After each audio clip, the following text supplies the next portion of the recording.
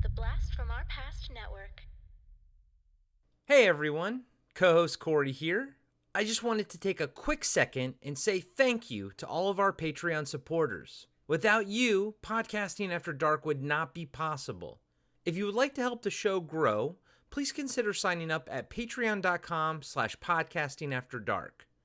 You can also support the show by purchasing one of our awesome t-shirt designs on our merch store at podcastingafterdark.com, or by picking up a copy of 7 Winters Alone by David Irons on paperback, hardback, or Kindle. Just search for 7 Winters Alone on Amazon or click on the link in the show notes. A free way to help out is to leave us a 5-star review on Apple Podcasts and Spotify. Those reviews are huge for us and really helps get the show in front of new listeners. Again, thank you all so much for the love and support you've given us over these past few years. It really means the world to us. Lock your doors, close your windows, turn out your lights, for chills and thrills await you. It's time for Podcasting After Dark with your hosts, Corey Stevenson and Zach Schaefer. Stay with a friend, say your prayers as grisly ghouls close in to seal your doom. Tonight's episode, From Beyond, starring Jeffrey Combs, Barbara Crampton, and Ken Foree. Podcasters are such easy prey. What's up, everybody? Welcome to another slimy episode of Podcasting After Dark. I am one half of the pad team, Corey, aka Sleazy C. Joined with me, as always, is my pal, my brother from another mother, my Pretorius, my Edward Pretorius, Zach the Snack Schaefer. I was going to say, all right, Corey, come and get me, eunuch. Good one, good one.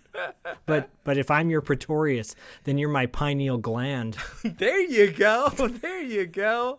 See, I knew that, like, Improv 101, I'll throw it out at you and you'll run with it. You'll never say no, right? I'll always say yes. You always got to say yes to you, Corey. Yes, and ourselves right into oblivion. Crystal right now is going, yes, you will, Corey. Yes, you will, Zach. You will say yes to Corey every time. Every goddamn time. And we'll say yes to you too, Crystal. What's up, guys and gals? We are talking about H.P. Lovecraft's From Beyond by Stuart Gordon, 1986. This is an episode that you all, the fans, voted on. So Zach had a real strong showing to start the year off with Scanners, and he's got some great movies waiting for me, to open and everything. But I'm a dum-dum, and I didn't sort of label any of those movies so I could sort of know what they were. So I was like, you know what? I want to do something like a seminal cult film. Like I said, Zach's got a couple in his stacks, but I don't know where they are. So we pulled from the fact that I knew that he and I, we both own the Arrow Re-Animator Blu-ray and the From Beyond Shout Factory Blu-ray. And we always kind of kept these two movies as emergencies in case we ever, I don't know. I don't know what that means, but we kept them as an emergency. And I guess this is it. We called upon you all to decide Re-Animator or From Beyond. Well, I guess you broke the glass and pulled the fire alarm without there even being a fire. So yeah, probably. Because you have between the two of us, Corey's got about 10 Blu-rays to open over the course of this year. And I will probably add more to that. And I have about 9 from Corey that are all wrapped in like Christmas wrapping that I will be opening. So I'm totally fine when you pitched the idea to me of doing a Stuart Gordon film and having our pod fans pick. I was totally down for it, and I'm glad that it worked out that From Beyond ended up being the movie. And it was across the board. It was 50-50 with a tiebreaker. And you know what? It could have gone either way. I'm happy that it went this way. I love both movies. However, personally, when Corey pitched Pad to me to be on the show and be a part of the show, I think even in like the first episode, I said, when we talked about movies we weren't allowed to watch as kids, I think I might have said From Beyond was the one I'd wake up at like 5 a.m, turn on Cinemax, and it was on, and it scared the shit out of me.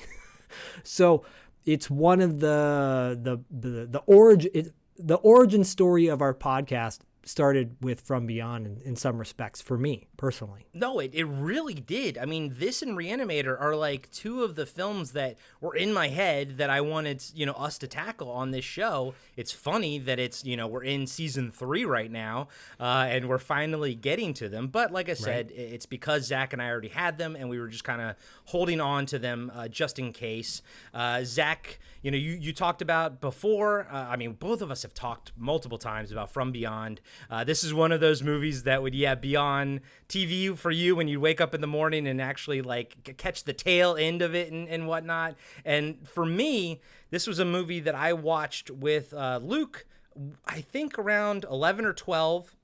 I think it was Luke. We asked my stepdad to recommend us a movie. We'd already seen Evil Dead. I don't know if we'd seen Re-Animator. He was like, fuck you kids, go watch From Beyond. We watched From Beyond, and go listen to the top 5 horror movies that traumatized us Watchlist with David Irons that Zach and I did back in November, and you'll hear the full story about how this movie traumatized the hell out of me. But the long story short is, Barbara Crampton's kneecap exploding at the end almost made me throw up in Luke's lap. So that's where we're at.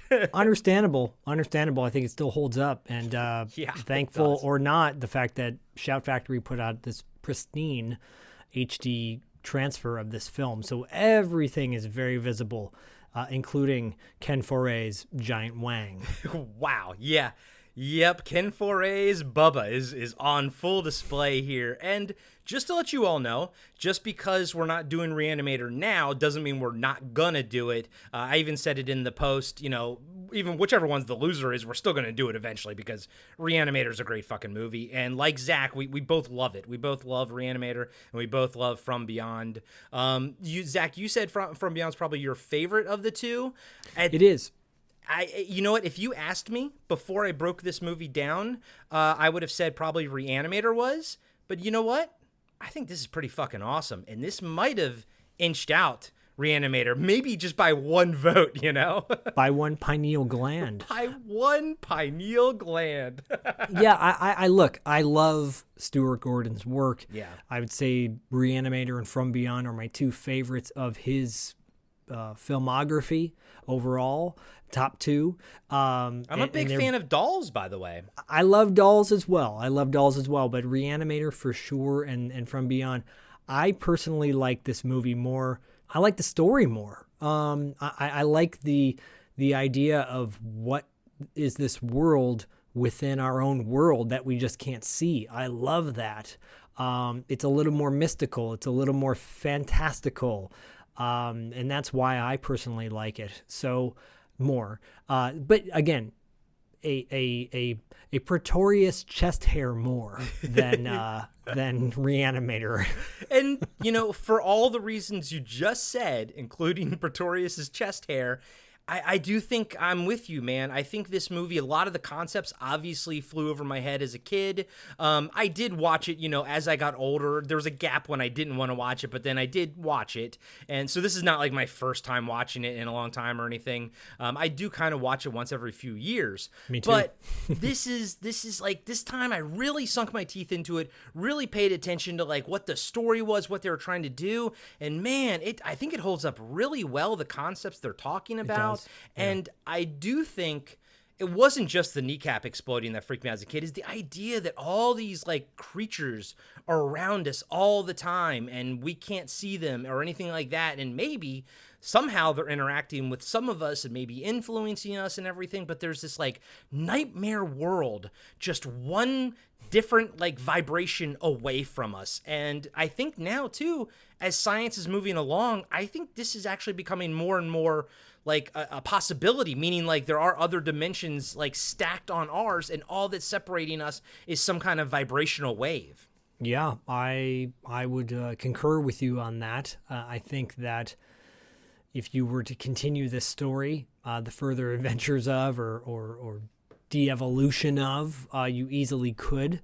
I think it's very tangible, and which is even more creepier than just the realization now. So, And you mentioned like taking the story forward. I think there's a movie called Resonator, Miskatonic Yes. University, and I think I sort of discovered it when we were doing our Night of the Living Dead review, because the guy who played Tom, William Butler, he, I believe, directed it or had some involvement with that new version of it. I'm checking it out now. That's right. Came out in 2021. It's called The Resonator, Miskatonic University. And yeah, it's actually directed and written by William Butler. So I would actually like to check that out. is that the one with Michael Perret? It actually is. Yep. Michael Perret is in it. Yep. Came out in 2021. So Yeah. I mean, look, I guess we can talk about the fact that Stuart Gordon, I think one of the last movies he ever did was Dagon. I personally love that movie. I think it's very underrated. And that's a gap in my filmography that I am desperate to fill at this point. Yeah, you should see that movie. I don't think it's one that it would constitute being broken down. Well, he did Dagon in 2001, but it's really good. It's really good. And it kind of continues his love of Lovecraft. But this like Dolls, Re-Animator, From Beyond are around the same period of time.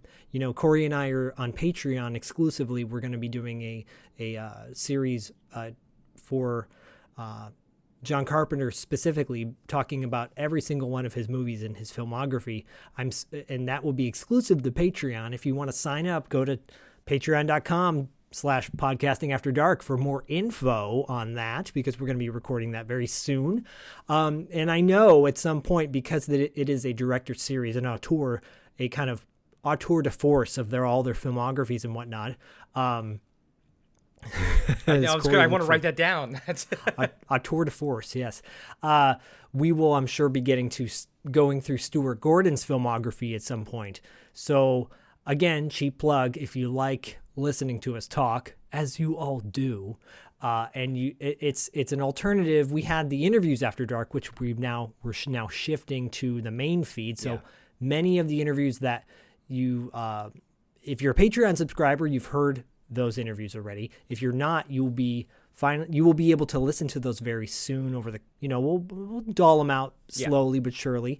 But the alternative to this is the director series that we're going to be doing, which is I'm excited about, and it's more of us talking about what we love. And we have a good opinion on these things, and sometimes it can be polarizing depending on how you look at it. But it's going to be a lot of fun. So look for that soon. The one featuring John Carpenter that's going to take a while, because we're going to do one movie at a time. Will we get to Stuart Gordon? Yes. Yeah, I like that idea. Right when you said it, my gears started like spinning. I was like, yes, please. I want to be able to talk about Dolls. I love that movie. It's hard to find on Blu-ray. The Shout Factory goes for like a ridiculous price on eBay. So the beautiful thing is it'll probably get released via Kino down the road. Look, if you're a seller on eBay, more power to you. If someone's going to buy a Blu-ray that you're selling for an astronomical price. However, I don't want to ever go down that road ever again, because I have, and it's not cool, man. Like they shouldn't. Blu-rays should not be considered collector items in the sense that you're selling it for a shit ton of money. It should be average price, and it will be. Unless it's the Swamp Thing version with the nudity in it. Which I own. Which you own. God damn it. I want that so bad. I think I got that off. No, I got that at a Tower Records. Oh my God, you for like son of a $15 bitch. back in the day. And I was like, should I get rid of this? No. I've gotten rid of a lot of DVDs over the years that I wish I hadn't gotten rid of. But I'm glad you kept that one, man. I am. Me too. So speaking of dolls, this movie apparently was filmed pretty much at the exact same time that Stuart Gordon filmed Dolls. So I guess he was doing double duty in Italy. Both those stories were his and Brian Usna and everything. So I think he was kind of doing double duty, and there's a lot of overlap. But this movie was shot in Italy, in Rome, I believe, like where a lot of the Italian films are filmed. It wasn't, I think even TerrorVision was filmed over there, right? Mm-hmm. Yep, it was. Yeah. A lot of Empire Pictures movies were. And I think it was filmed in like the old De Laurentiis studios or something. I think Empire Pictures bought them or whatever. But yeah, this is an Empire Pictures jam, which we've done before because we did Trancers. That was an Empire Pictures film. And TerrorVision, I believe, was also Empire Pictures. We have a few Empire Pictures under our belt. We have a lot of connections to this movie in many ways. So this is interesting. So if you go on IMDb and you look up composer for From Beyond, it says Richard Band. But then in the movie, what does it say, Corey? It says Charles Band, which confused the hell out of me. I gotta feel like there's something going on there. We didn't talk to Richard, our interview with Richard, which you will hear down the road. And if you've already heard it via Patreon, you're welcome. And thank you for supporting us as always. But, we didn't get to specifically about From Beyond because he had such a great filmography that he's composed over the years. But I love the soundtrack to From Beyond. I'm going to say he did it, but his brother took credit because that's how Charles Band rolls, potentially. And then obviously the producer is Brian Yuzna. We interviewed Brian Yuzna as one of the producers. And we've also reviewed one of his movies, Return of the Living Dead 3. We did. Will we get to Society down the road? Probably. Yeah. I think a lot of people want us to do Society. That comes up a lot. It does, and the amount of gelatin and KY jelly that's being thrown around in this movie, it's almost like this is a precursor for Society in many ways. Especially that in shot where Pretorius and Crawford are like fighting, and their faces kind of, are stuck together and everything. That was very Society-esque to me. Very Society-esque. So, so we have those two things in common. And then obviously the fact that we love so many of the actors in this film, which we'll talk about too. Yeah. It's such a tour de force of like cult classic, actors and everything. But real quick before we move away from Stuart Gordon, someone that you and I both love, one movie that I would love to revisit is Fortress. And I know you sing the praises of that. I don't know if we'll ever get to it on a proper breakdown, but if we do his filmography, that and Dagon are two that I would like to revisit Fortress because I only saw it once on VHS, and then I would love to just actually visit Dagon. Yeah, Dagon, obviously I love that movie. Fortress, I love Christopher Lambert, but we'll save our accolades of that movie when we get to it, because we will when we do our tour de force on Stuart Gordon. But I also want to point out King of the Ants is a really good movie. In fact, he was promoting it at Fango one year, one of the last Fangos I ever went to with the entire cast and got to meet them. It's a different film.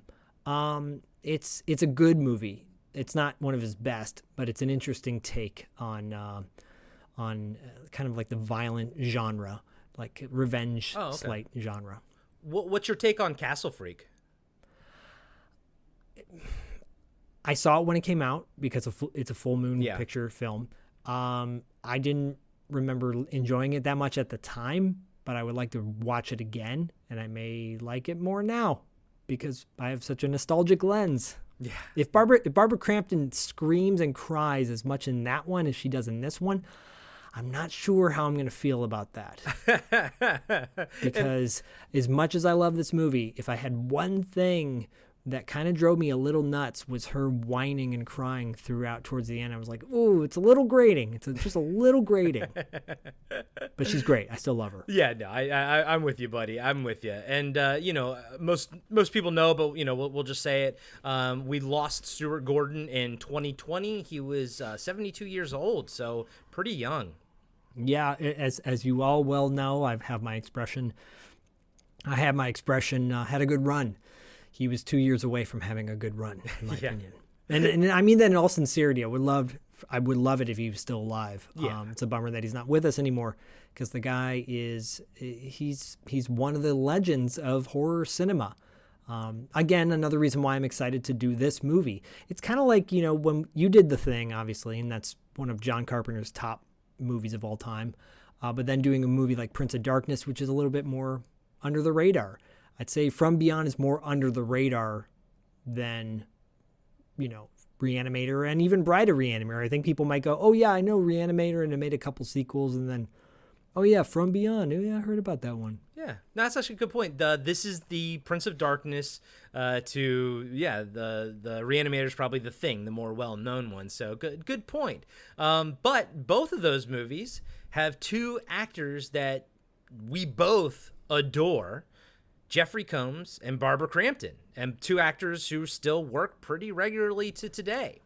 Yeah, so I was thinking about that. Obviously, we kind of run down some of the movies these actors have been in. My question to you, Corey, is what is your favorite Jeffrey Combs movie that probably the least known favorite Jeffrey Combs movie for you? Well, I don't know if it's like the least known or whatever, but and let's say not like Re-Animator or something like that. Yes. Not one of his iconic ones. I gotta say two things, and I'm not gonna lie to you.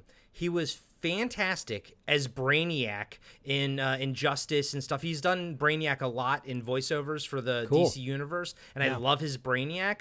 But I will always have a soft spot in my heart for The Frighteners. I love that movie, and his performance in that movie, it's so much fun. Yes, it relies on you sort of understanding who Jeffrey Combs is. I think the fun of it comes from that.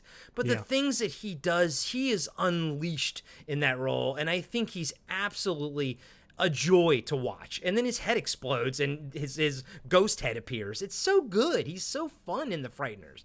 Yeah, he's the best part of The Frighteners, in my opinion. My favorite would a hot take. Yeah, no, I did. I'll die on that sword or die on that hill. I think he is the best part of The Frighteners, for sure. My favorite of his is Dr. Mordred, Full Moon film. Just if you haven't seen it, it's Full Moon's take on Doctor Strange in a way. It's a comic book movie, really. Yeah, so I never watched that back in the day because at one point I kind of got turned off to Full Moon. I didn't like the cheesiness. The irony is now I'm like, oh God, what I wouldn't give to like see cheesiness, because when I was that age, I wanted everything to be serious and everything had to be all like, now I'm like, no, I want some zaniness in my horror and everything. And when you said, I can still picture the cover to Dr. Mordred, and I can still remember being as a kid being like, nope, that's not for me. Now you say it's like a comic book version or Full Moon's version of Doctor Strange. I am dying to watch it. I wonder if we have to get the Full Moon app one of these days. You don't, because you can probably get the Blu-ray for like $5. It's probably also on Tubi too. Yeah, it probably is. I would. It's Full Moon, so it's got like a adult edge to it. But it's good. It's got Brian Thompson from Cobra. The villain in Cobra. Mm-hmm. Great face, great villain. Anyways, highly recommend Dr. Mordred. But what about BC, Barbara Crampton?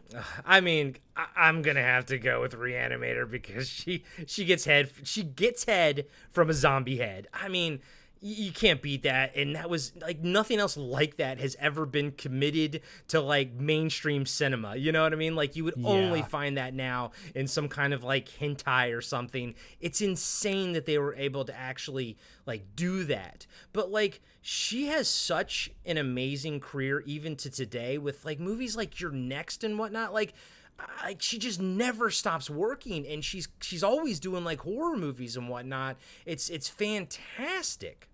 Yeah, she's got quite a filmography. It is pretty impressive of all the things that she's done over the years. And yeah, I mean, but what's your favorite role? Is it her in The Nanny? Where well, I think she actually plays herself. I will tell you, I really liked her in Fraternity Vacation. That's been sitting in my Amazon queue to purchase for a while now. I'm sure Patreon listener Aaron just went, "Oh yeah, me too," because Aaron shares a similar brain to us. Yes. Yeah, no, I mean, Re-Animator is her movie. She's that's iconic. But yeah, Fraternity Vacation is a fun movie for sure. Yeah, and she was also in Chopping Mall too, which is another great film that we will be covering on the show. We will for sure. She's been in so many different genre films, and I love the fact that, I would say she's considered, if you want to call her a B actress, fine, but she does a lot of indie stuff. Yeah. She's done a ton. So I don't know what the deal is with that. I want to say she's helping out young filmmakers. I'll say that. She seems like a very nice person in real life too. Yeah. She's very gracious in on social media, and to the point that she was like moved when I did a birthday collage for Stuart Gordon.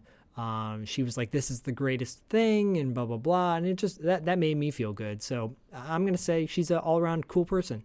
Yeah, who likes to get abused in movies, by the way. Like this movie and Re-Animator, she gets a lot of things done to her that I think by today's standards people will go, "Whoa, that's really pushing the envelope." Yeah, it really is. And I was watching the interviews with her and Jeffrey Combs, and then an old one with Stuart Gordon on the Blu-ray, the Shout Factory Blu-ray. And you always got to take things maybe with a little bit of grain of salt, but Barbara Crampton did say that this character is one of her favorite characters of all time. She liked playing her. I think she said she liked playing the fact that she starts out like more reserved. There's a huge arc for her character. Plus, this character is also sort of the driving force of the film versus Re-Animator, where her character is more of the victim. And it's almost like her and Jeffrey Combs are kind of swapping places with this and Re-Animator, because now Jeffrey Combs very much is the victim in this movie, whereas she is the driving force and more of the protagonist. And she's got daddy issues. She certainly does.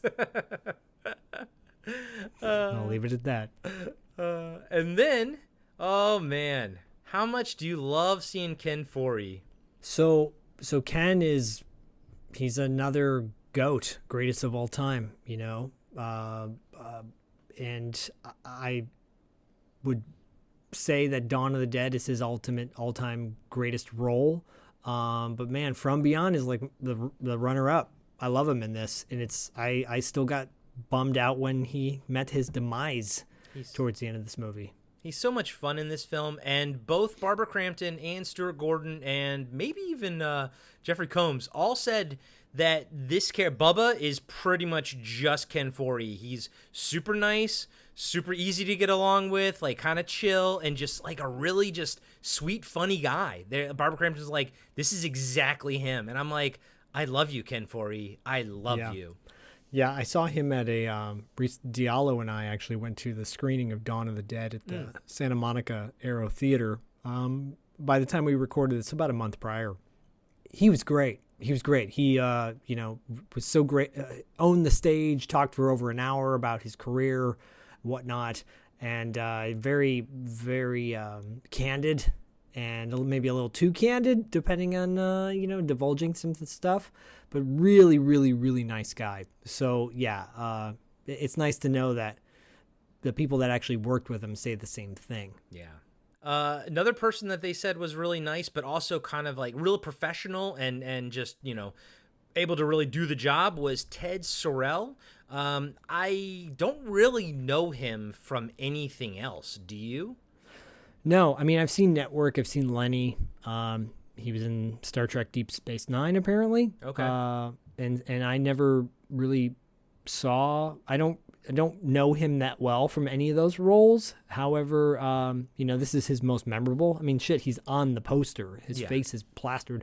I love that original poster and his voice. So good. So good. So he's creepy.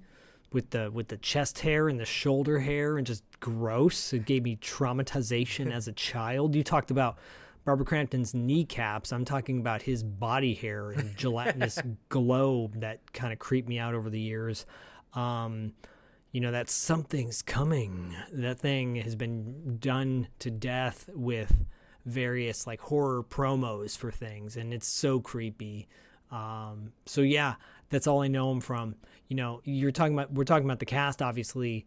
The only other person of note, in my opinion, that stood out to me was Stuart Gordon's wife, who apparently loves to be traumatized in his films too, or is like down for being traumatized by her husband. Yeah. Carolyn Purdy Gordon. Yeah, she gets killed horribly. This movie and Dolls, and I can't remember, is she in Re-Animator? If not, I can't remember, actually. I don't think she is. I felt like she is. She's Dr. Herod. Okay. All right. Yes. Okay. Yes, she is in that. I think she's pretty much in every one of his movies. I guess they got a working relationship. Yeah. Hey, honey, so in this movie, you're going to die by getting your eyeball sucked out, kneed in the stomach, and then your brain sucked out. Okay, sure. Dear. Yeah. Can we make sure, should we order Chinese tonight or Thai? I'm thinking Thai. Yeah. Oh, okay. Make sure the eyeball falls on the ground. Your eyeball should, okay. Indian? Should we do Indian? Yeah. Okay. Make sure that, I get my eyeball ripped out. Okay. How about that at dinner? Yeah, exactly. It must be very, very interesting conversations to have, or did have in that household. No doubt. No doubt. But she's like eviscerated in Dolls, although I think that was like a fantasy or something where she gets killed by the teddy bear monster or something. It's been a minute since I've seen that, but yeah, I mean, she's been in all his stuff. Exactly. I know. I'm sure people are like, you didn't mention Robot Jocks, Pin the Pendulum. No, there's all those movies. We get it. Well, and to your point, Zach, if you've been listening to us these past 2.5 years, you will know that we mention Robot Jocks a lot, and we both absolutely love that movie. Zach and I rarely do movies that aren't like, rated R or something, but occasionally we'll throw a PG movie in there, and maybe one of these days, Robot Jocks will find its way. I don't know if there's actually a good Blu-ray version out there or not, but that is definitely a movie I loved as a kid and would love to revisit. Hell, well, if anything, we'll revisit it during the Auteur de Force of Stuart Gordon. And if you're a top-tier patron, you can choose the movie yourself. So if you want to go to patreon.com/podcastingafterdark, like our good friend Crystal is, you can sign up and you can choose the movie. Crystal has chosen a couple movies so far, that Monster Squad and Intruder, and she's got one in the pipe that's coming up very soon that you guys are going to love. So if you want to be, it's essentially like a producer of the show in a way, if you think about it, because you're coming up with the idea. So consider doing that because it's worth it. You get to be a part of it. We'll break it down. You're going to love that because you love us and we love you. There's a lot of love. There's a lot of love, baby. And we will not suck your eyeball out. Our pineal gland will not protrude from our head. However, if we find a guy who can do some killer special effects, then maybe we'll make it happen. Yeah, maybe Zach and I can get a little pineal antenna going on. Yeah, I'm sure, our good buddy Lee Germani, he has fun with doing GIFs or whatever the hell they're called, editing videos and whatnot. I'm sure he could, do a little face swap on Jeffrey Combs and put Corey's head on there with the pineal gland coming out. Yeah, do a face swap on Barbara Crampton, put Zach's face on there. That'd be wonderful too. I'd love that. Yeah, my body's never looked better. This is true. Are we ready to dive into it? Do we have any other behind the scenes stuff? We already talked about this was filmed over in Italy. That's pretty much it. Everything else we'll touch on when we get in there. Yeah, I was just going to say, let's bite into this like a gingerbread man. Like a gingerbread man. Crunch. Every journey begins in the mind. A flight of imagination. A vision of what might lie across the universe. Or within the deepest regions of the subconscious. Dr. Edward Pretorius is about to embark on such a journey.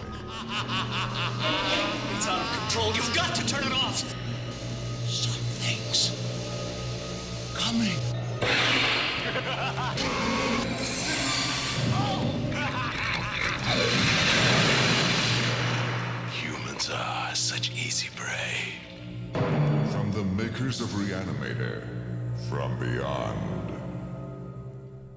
The movie starts with Crawford Tillinghast, played by Jeffrey Combs, working at a computer in what looks like a very large attic. He has a lot of other computers and devices around him. He looks at the computer screen and it flashes the words ready. He goes to another bigger computer and inputs more commands. He then walks over to a big machine in the center of the room. It's the Resonator. It's as tall as Crawford with, okay, I don't know how to describe it. It's got one of those electricity balls on it. Is there a name for that?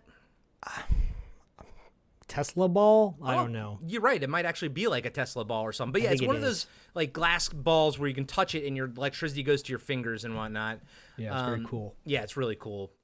So it has that, and it has like 4 giant tuning forks on the top. He throws one of the 4 switches, and it turns on, giving off a neon pink glow that fills the room. Now, one thing we talked about with David was the influences From Beyond had on his novel that we published called 7 Winters Alone. In it, there's like kind of a strong connection to like this pink visual color and everything. And it represents, the other side, things that are eerie and everything. And then we also see it in, color out of space and whatnot. And I always think of just this neon pink color. It always feels otherworldly to me, even as a kid. Yeah, there's something, I love it. I mean, you guys know how much we love neon pink, or neon in general.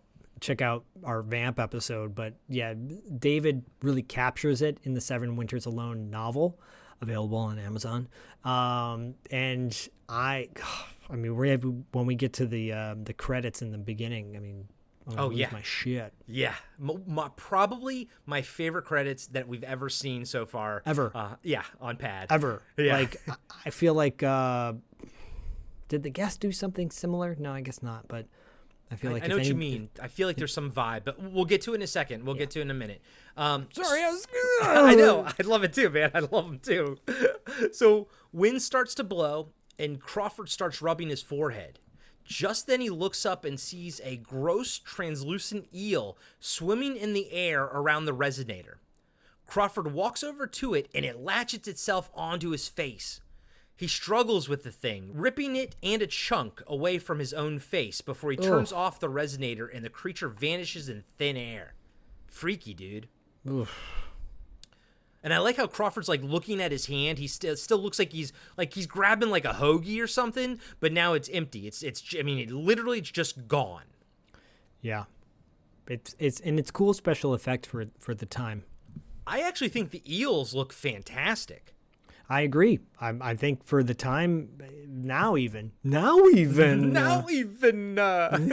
Heavens to Murgatroyd. What happened to me? I'm Snagglepuss. Is that Snagglepuss? Yeah, it's Snagglepuss, Yeah. Isn't it?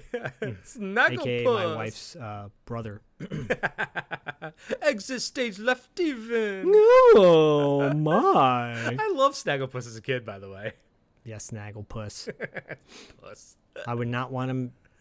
Snaggle that puss. Crawford looks at the Resonator in fear and runs down the stairs and into the house.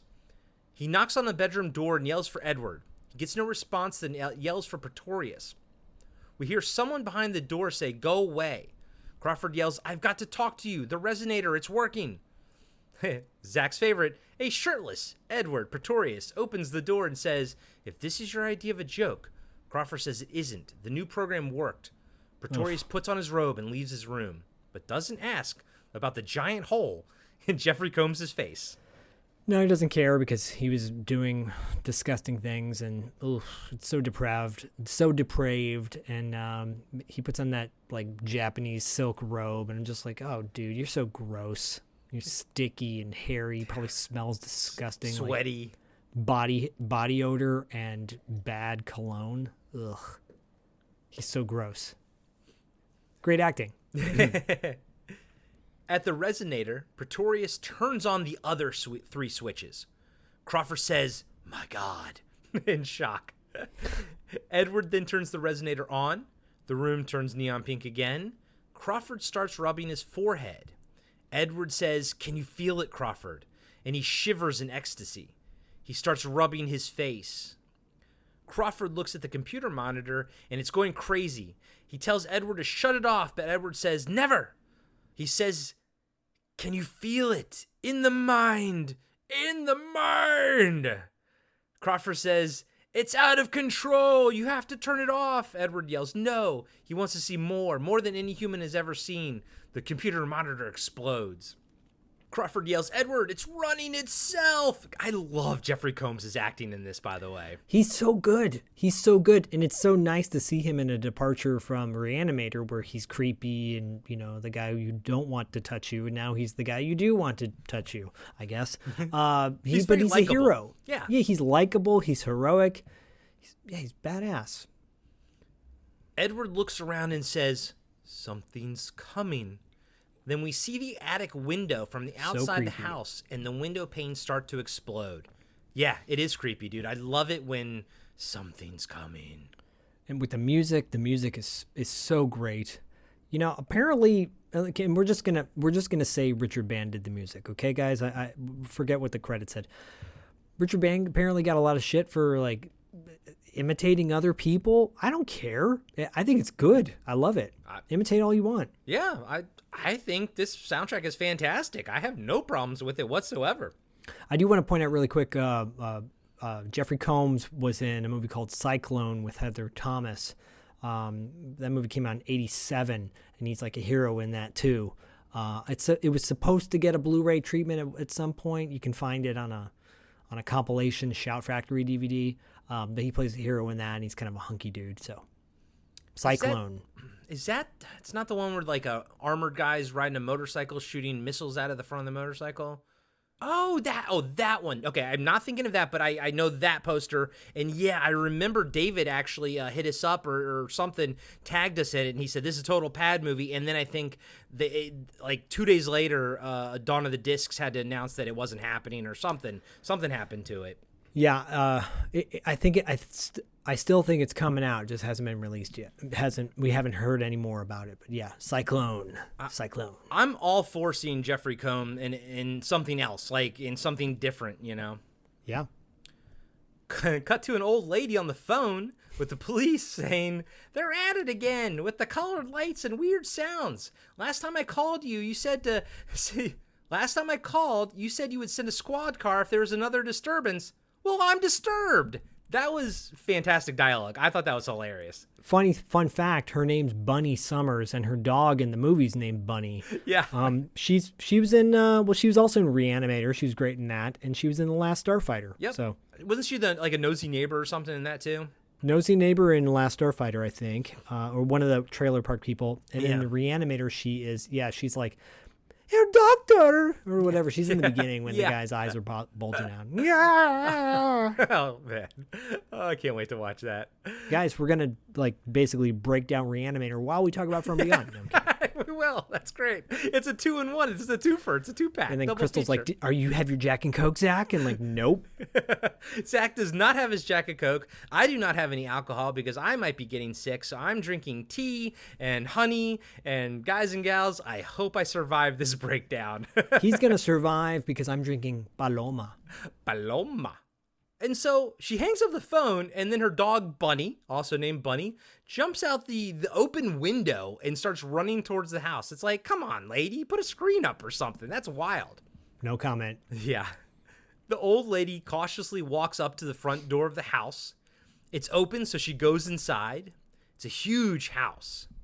We see this like Confederate era like American flag framed on the wall or something, and I was like, what is that? I kind of don't understand it. And then knowing that this is an Italian film, I was like, oh, okay, it's probably just an Italian set dresser being like, okay, this house is an American house, let me put some American stuff in it, you know, and just pulled something out of props, you know. This is good, yeah. Yeah, it's well, good. I think it's a Civil War era, but I mean, maybe Pretorius. Yeah, I was gonna is a say little... maybe it actually fits Pretorius. Why not? Yeah. You know, maybe he is racist. He's sadomasochistic. Yeah, exactly. But it is a big house with a lot of interesting, you know, Beautiful house. decorations. Great set. And this is one. This is a movie that has very minimal sets, but it's used so effectively, you don't even know. You don't even think about it. It doesn't even register like, oh, they only use one set, you know.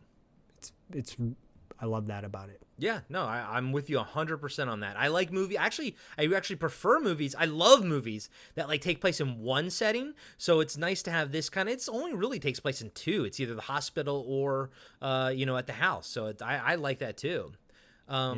She hears Bunny scratching at the attic door. And by the way, it's not your typical attic like we see in something like Black Christmas or like Christmas Vacation or something where like, the attic is by a string on the ceiling. Here, like the stairs, you can take the stairs from the ground floor to the second floor and then take the stairs up to essentially it looks like it's a full attic. Like the whole thing has been built up like that whole third story is the attic. Well, I'll continue your Christmas theme. It's like Kevin McAllister's room in Home Alone, I guess. Oh, right? Yeah. He was didn't up he there. have to sleep in that or something? I think so, yeah. With his asshole parents, being an asshole kid, and an asshole family. Yeah, all assholes. You and I aren't big Home Alone fans. Neither of us are. It's terrible. Yeah. Sorry, guys. Like, don't hate us, but don't be sorry. Don't be sorry. Fuck it's not good. It's not a great movie. There's a million other better Christmas movies out there. Moral message: this rich white kid and rich white family. Come on now. Yeah. Meh. I'm going to throw Legos on the ground. As she bends down to pick up Bunny, an axe hits the door from the inside, and she screams and drops Bunny, of course. She starts running down the stairs. Crawford then opens the door and quickly runs after her. Then he runs past her on the stairs. I love that. It's a really funny scene because it clearly, the way it's edited, they should have maybe trimmed half a second off because when they cut to her, she like is frozen and then runs. It's almost like they're saying, okay, now go. Yeah, now go. She's totally being directed because she's paused when they cut back to her every single time. Like she's frozen and then starts running. It's hilarious. It's not intentional at all. And it's just another moment in this movie where it kind of breaks the tension, if you think, because it's so creepy. It's really, really funny. It's really funny. She's not the greatest actress. She must be a friend of somebody. She's entertaining though. Maybe she's Stuart Gordon's mom or something. Yeah, watch. It's like Godmother. Right? Crawford runs out the front door and into the arms of the two police officers.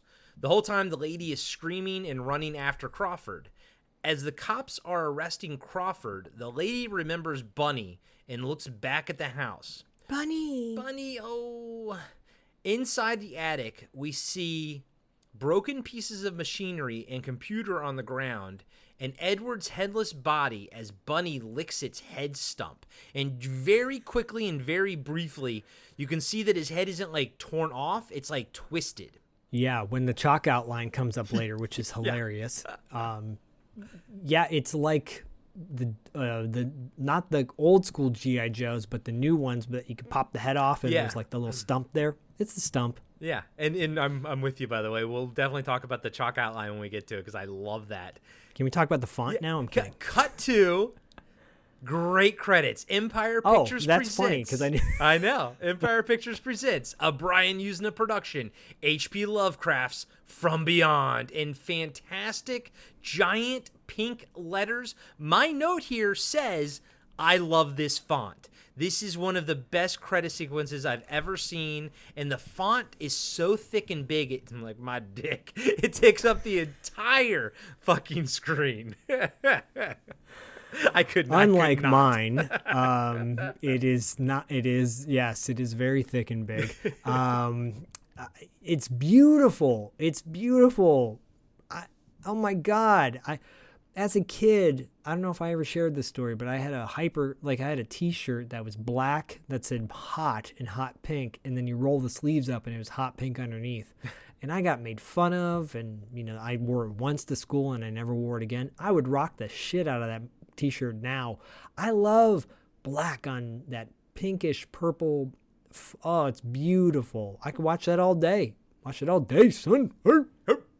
And I'm with you. I feel like The Guest had something similar. Maybe just the title, The Guest, took up the entire screen or something. I know what you're saying. There was some sort of something that reminded me of the From Beyond font and credits and everything. But whatever it was, regardless, these are absolutely amazing. A million times better than Split Second. I guess we're going That's funny. Yeah. I guess we got to get to The Guest one of these days. Oh, that's Zach and I have actually been we have a good idea for that, and there might actually be a double feature. So yeah, we're thinking about making it interactive, where we have a guest in our home and then we break it down. So just kidding for all of you creepy fans out there. Just kidding. A guest in our home that might be a super killer. Wait, I have a person in my home right now. Are you a fan of Pad? I am. Oh, cool. Can you leave now? I will. Okay, thanks. Man, I love that movie, dude. Oh, it's so good. So good. Oh, it's but it is so important. It is so important. Opening credits to a movie. Yeah. I just have to say, it really is. It can sometimes really screw up your experience by going, oh, I have to look at this. Yeah. Or it sets the tone for its awesomeness. Trancers had another awesome opening credit sequence, and they had awesome like colored fonts as well, like that neon blue. Yep, and that movie's also under 90 minutes. And it's also an Empire Pictures film, so maybe Charles Band just knows how to do good credits. Look, Charles Band, I've interviewed and we've interviewed people that love him, other people who not so love him. I like the dude. It's what I know of him. I enjoy him. Yeah. And I think, and I love overall, I love the stuff he's created. He's a fan of the movies we love. So hats off to the dude for knowing what's up. And I am always down for some Charles Band Full Moon films down the pipeline. Yeah. Like Seed People. Yeah. Or Subterraneans or Bloodstone. I watched Subspecies. There you go. Subspecies. I probably watched Subspecies and Bloodstone the most. Oh man, well then I gotta fix that. Yes, you do. Fade into a hospital, and we see Dr. Block. That's Carolyn Purdy Stewart. That's Stuart Gordon's. I'm sorry, Carolyn Purdy Gordon, Stuart Gordon's wife. Dr. Block is walking down the hallway. Apparently, she is named after the scientist that I believe was Dr. Frankenstein's mentor in the book. I think she's named after him, I believe. Or, no, I take it back. That was Pretorius. Dr. Block is a character somehow related to H.P. Lovecraft. You see her walking down the hallway. She meets with Jordan Fields from the DA's office and Dr. Catherine McMichaels. Catherine McMichaels is Barbara Crampton. Dr. Block says that to Catherine, I've read some of your work, very impressive. Catherine says, yes, so is this facility. Though if you've read my work, you know I'm not in favor of locking away schizophrenics. Dr. Block says, yes, I know, you're in favor of using them in experiments like lab animals. Fields says he asked Dr. McMichaels for her expert opinion on the sanity of Crawford Tillinghast as it pertains to his ability to stand trial for the murder of Edward Pretorius. Now, you'll note in this scene that Fields is like wearing his trench coat over his suit, weirdly, like over the shoulders and everything. And I think I kind of didn't rewind it to pay attention, but I think it's because later when we see him again at the end of the movie, he's wearing the same suit, I believe. And I think here they were just kind of covering it up to kind of give him two different looks. But it kind of looks silly because he's like standing there with the trench coat like over his shoulders. Yeah. It's like having a hanger underneath your jacket. And it's easier to hang up that way. What? What? Dr. Block escorts Catherine into the hospital. She makes Catherine give an orderly her briefcase, her purse, gloves, and coat, and a brooch she's wearing. Catherine follows Dr. Block through a hallway with doors and windows, and we can see and hear the patients. She stops and looks at some of them. One of them's like violently masturbating, and I noted that this scene, I think Silence of the Lambs ripped this scene off. You took the words right out of my crotch. I wrote the exact same thing down. I'm like, Silence of the Lambs totally bit off this scene. Oh, yeah. I think it did. I think they were like, oh, let's bite off From Beyond. No one's going to remember that, movie. We're going to do an episode. I would love to do an episode with you where movies that have like we could call it homage or ripoff. Yeah, that's a good point. Yeah, that could be a good little list thing or something. Yeah. My buddy Luke recommended we could also do a list of, top 5, compound fractures in movies. Oh my God. This Deliverance had a pretty good compound fracture in it. Oh, that's a great one. Yeah. Oh, Ironically, I think Luke and I watched this and Deliverance around the same time, so we got like a double dose of compound fractures. I love Deliverance so much. Yeah, remember when we didn't? Yeah. It's a no, great I movie. love Deliverance so much. Yeah. It's a great movie. Classic. Dr. Block says, he's in here, doctor, and Catherine goes over to Crawford's room. Crawford is in the corner of his room. He's still wearing his clothes, but no shoes. By the way, Myra watched this with me. She also watched it with me. We watched it back in quarantine, like probably thinking 2020, late 2020. Oh. So she watched it with me again here, and she pointed out, she's like, why is he still wearing like his clothes? And I'm thinking this is probably the next day or something, right? Essentially. Yeah, I'll give you that. Or it's just an odd choice. Yeah, it's just probably just a silly movie thing is probably the answer. Yep. Yeah. They didn't want him to pull an Epstein.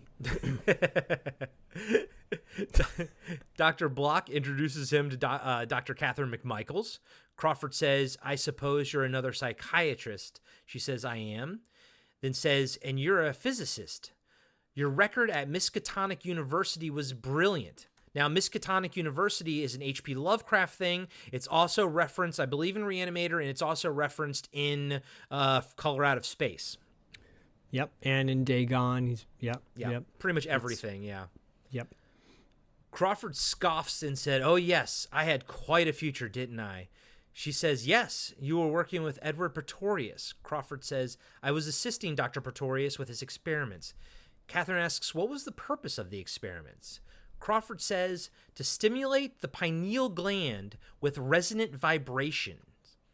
Catherine asks, why the pineal gland? Dr. Pretorius believed the pineal was a dormant sensory organ, a sixth sense. Catherine says, that's not a new theory. The philosopher Descartes believed it was the third eye. Crawford, love that.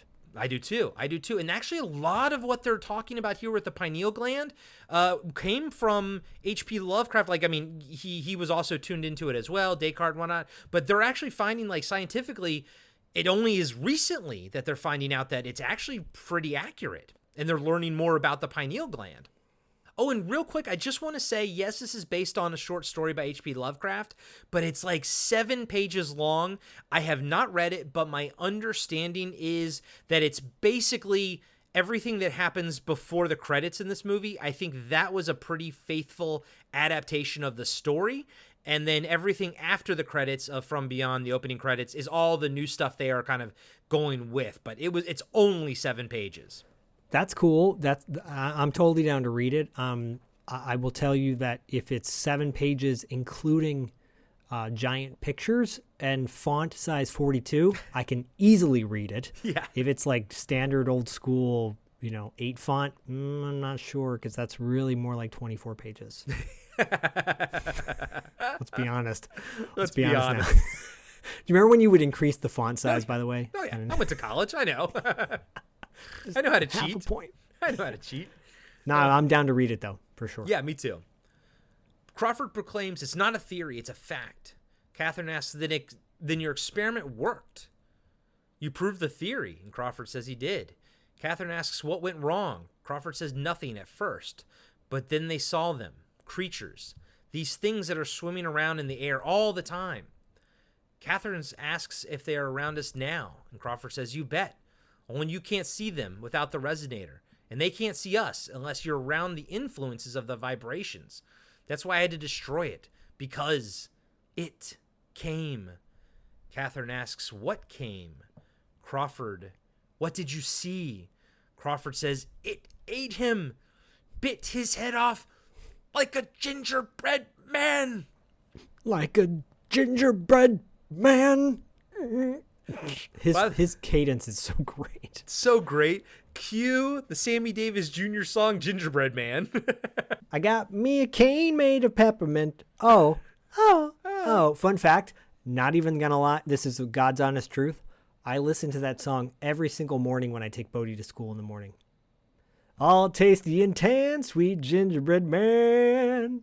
Fun fact, I just discovered it for the first time this Christmas because in the live action Cowboy Bebop show, they had it. They used it like one of the episodes, and I was like, this is amazing. I added it to our alternative Christmas song Christmas list thing with one from Dan Band from that movie Single for the Holidays with not Bruce Boxlight. Barry Bostwick, who Zach interviewed for $2 late fee, which the episode should be out now. So go swing on over to $2 late fee and listen to Zach and Dustin interview Barry motherfucking Bostwick. Yeah, I think technically it'll probably be released after this episode comes out, but soon after. So so stay tuned. Go to our Instagram for more details. Stay tuned. But Gingerbread Man Bro is like literally one of my new favorite Christmas songs, but I was also, now that Christmas is over, I was actually like, I kind of want to listen to it again. I'm like, am I allowed to? Can I listen to it? It's not Christmas. I'm going to say yes. We heard it in the Hawkeye show on Disney Plus, and that's where we heard it for the first time. I'm like, this song is a banger, and it kicks ass. And yes, you can listen to it anytime you want. Yeah, so we were watching Hawkeye at the same time we were watching Cowboy Bebop, so maybe we heard it in that. But either or, same as you, just discovered it, and it's fucking amazing. Guys and gals, go check out Gingerbread Man by Sammy Davis Jr. It is a goddamn ditty, and Zach, you sung it very well. Fresh out of the pan, sweet gingerbread man. I'll taste the intense, sweet gingerbread man. God, I love it. And it makes me want to actually listen to more Sammy Davis Jr. He's a fucking legend. Oh yeah. He gets so often overlooked because of Sinatra, but the dude's a legend. So sorry. Yeah, we're going off on a tangent, but it's a good one. It's a damn good one. And by the way, your rendition is so good. I'm afraid Spotify is going to flag us. Probably not. It's not okay. Forget about putting it on YouTube then, because YouTube's even more restrictive. I know. All right, so back to the movie. Dr. Block opens the door and calls for two orderlies to come in and grab Crawford because he's kind of getting a little excited, you know. As they hold him, he says, "I'm not mad, I saw it." Catherine and Dr. Block leave the room. In the hallway, Dr. Block says, "We can't reach him. He keeps returning to the same fantasy." And Catherine says, "Let's do a CAT scan on him." Block's like, "Why? You've seen everything you need to see." Catherine says, "There's always more to see." Which is a nice little cut right there, a little transition, you know? I like it. Yeah. I like it. Hey, everybody. Corey here. I just wanted to let you know that we'll be right back after these short messages. Imagine being one of the last people on Earth, being trapped alone with something not human. Something always watching. Something always waiting. What would you do? Where would you run? Where would you hide if you were haunted for 7 winters alone? Podcasting After Dark presents 7 Winters Alone, a dystopian haunted house story by David Irons. Available now in paperback and ebook. And now, back to the show. Cut to Crawford, strapped to the CAT scan table. He looks at Catherine and says, "No machines." Catherine kind of strokes his hair and says it'll be all right. She walks into the control room with Dr. Block and Fields from the DA office and some other technicians. As he goes into the machine, he starts screaming no as the machine starts up.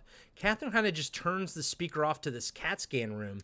But so it's not really like elaborated on, but my takeaway was that the machine scanning him was actually hurting him because of his pineal gland.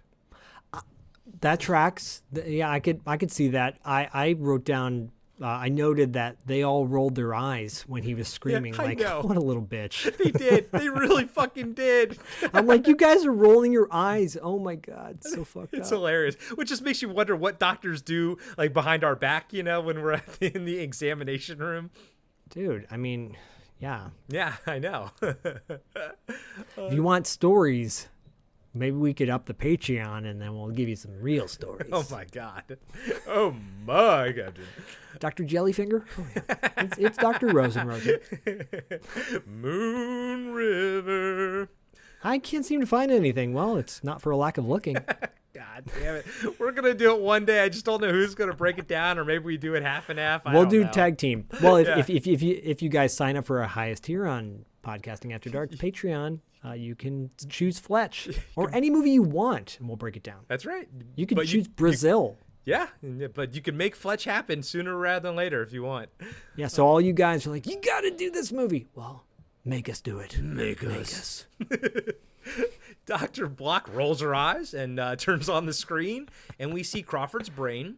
Catherine says, "Oh my God, there, do you see that?" and points at the monitor. The pineal gland is oversized and extending through the optic thalama. Dr. Block says, "I think the tumor is causing his delusions," as she smokes a cigarette, FYI. Yeah, well, because that doesn't cause any problems, No. does it? And it's the 80s, so it doesn't really matter. Yep. Catherine says, "I don't think that's a tumor. I think the pineal gland is growing." Block says that's impossible. Catherine says, "I know, but here's weird. This is weird. I know, but the CAT scan bears it out. The pineal stalk is elongating through the brain. Bears it out? I mean, I know that's that's not grammatically incorrect, but who the fuck says that?" Stuart Gordon, I guess. Yeah, that's actually the answer. You literally just answered my question. So thank you, because him and Brian Usner wrote the script. So You're welcome. yep. Field says, "Wait a minute. I don't know from the inside of brains. What does all this mean?" Catherine says, "Well, it could mean that the experiment they were performing actually does stimulate the pineal." Block looks at her in disgust, and Fields asks, "You mean he's not crazy?" Catherine says she doesn't know. He actually believes he saw these creatures. Fields says it doesn't explain how Pretorius died or what happened to his head. Catherine says to Fields, "I'd like to recreate the experiment, and I'll need Tilling gas to do it." Block says that is absurd and unethical. "I know your methods. The girl wonder." They added that line in because they thought Barbara Crampton would be too young to be a psychiatrist. Or I don't think Stuart Gordon felt that way, but the studio actually pushed back and didn't really want Barbara Crampton for the role. And so they were like, you know what? Okay, fine. She was like just a genius. Maybe she was a Doogie Howser type, you know? I'm sure Stuart Gordon didn't mind. Of course not. And there's a little bit of, I don't know, playful, but I'm like, there's a little bit of tension there that's believable tension between Stuart Gordon's wife and Barbara Crampton. Between Carolyn Purdy Gordon and Barbara Crampton, I mean, I she's wouldn't his be muse, surprised. man. I know. Yeah. I mean, what do you I know. She's not Carolyn's not like an unattractive woman, but like clearly Barbara Crampton is like Stuart Gordon's muse, and like how do you reconcile that like as your wife or something, you know? I don't know. Look, like I'm not comparing. I'm just bringing up an example. Hitchcock had his female muses on screen too, and and it worked.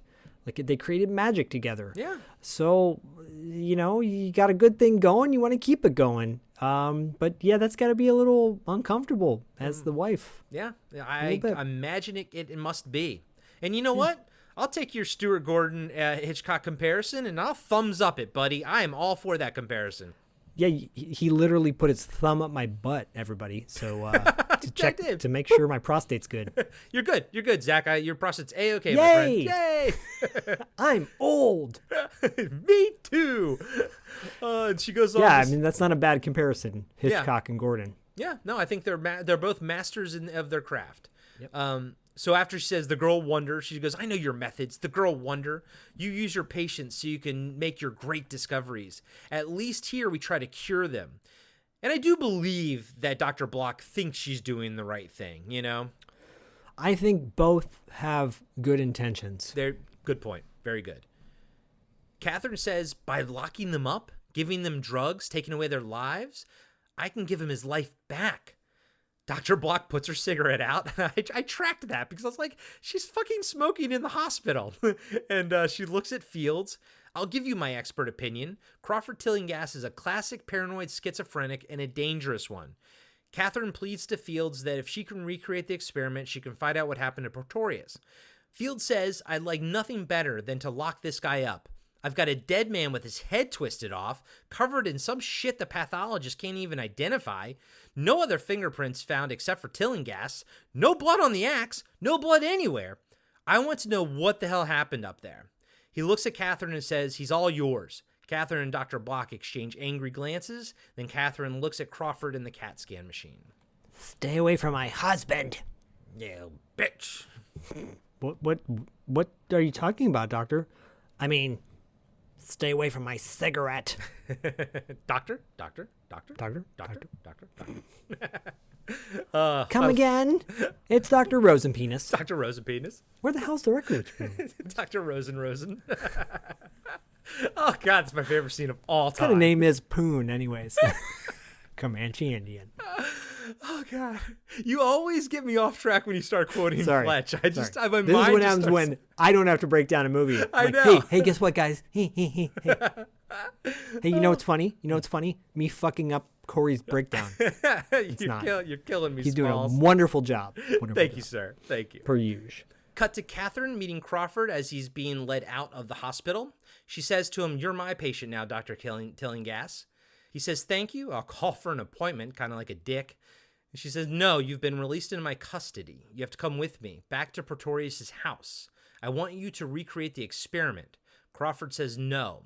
Catherine levels with him. She says, "Look, you can either stay here for the rest of your life or you can come with me." That's a bold statement, but okay, I guess for the rest of your life. Well, and we're talking mid-'80s, early 80s, so our view of, the mental health industry, the mental health in our country was so different.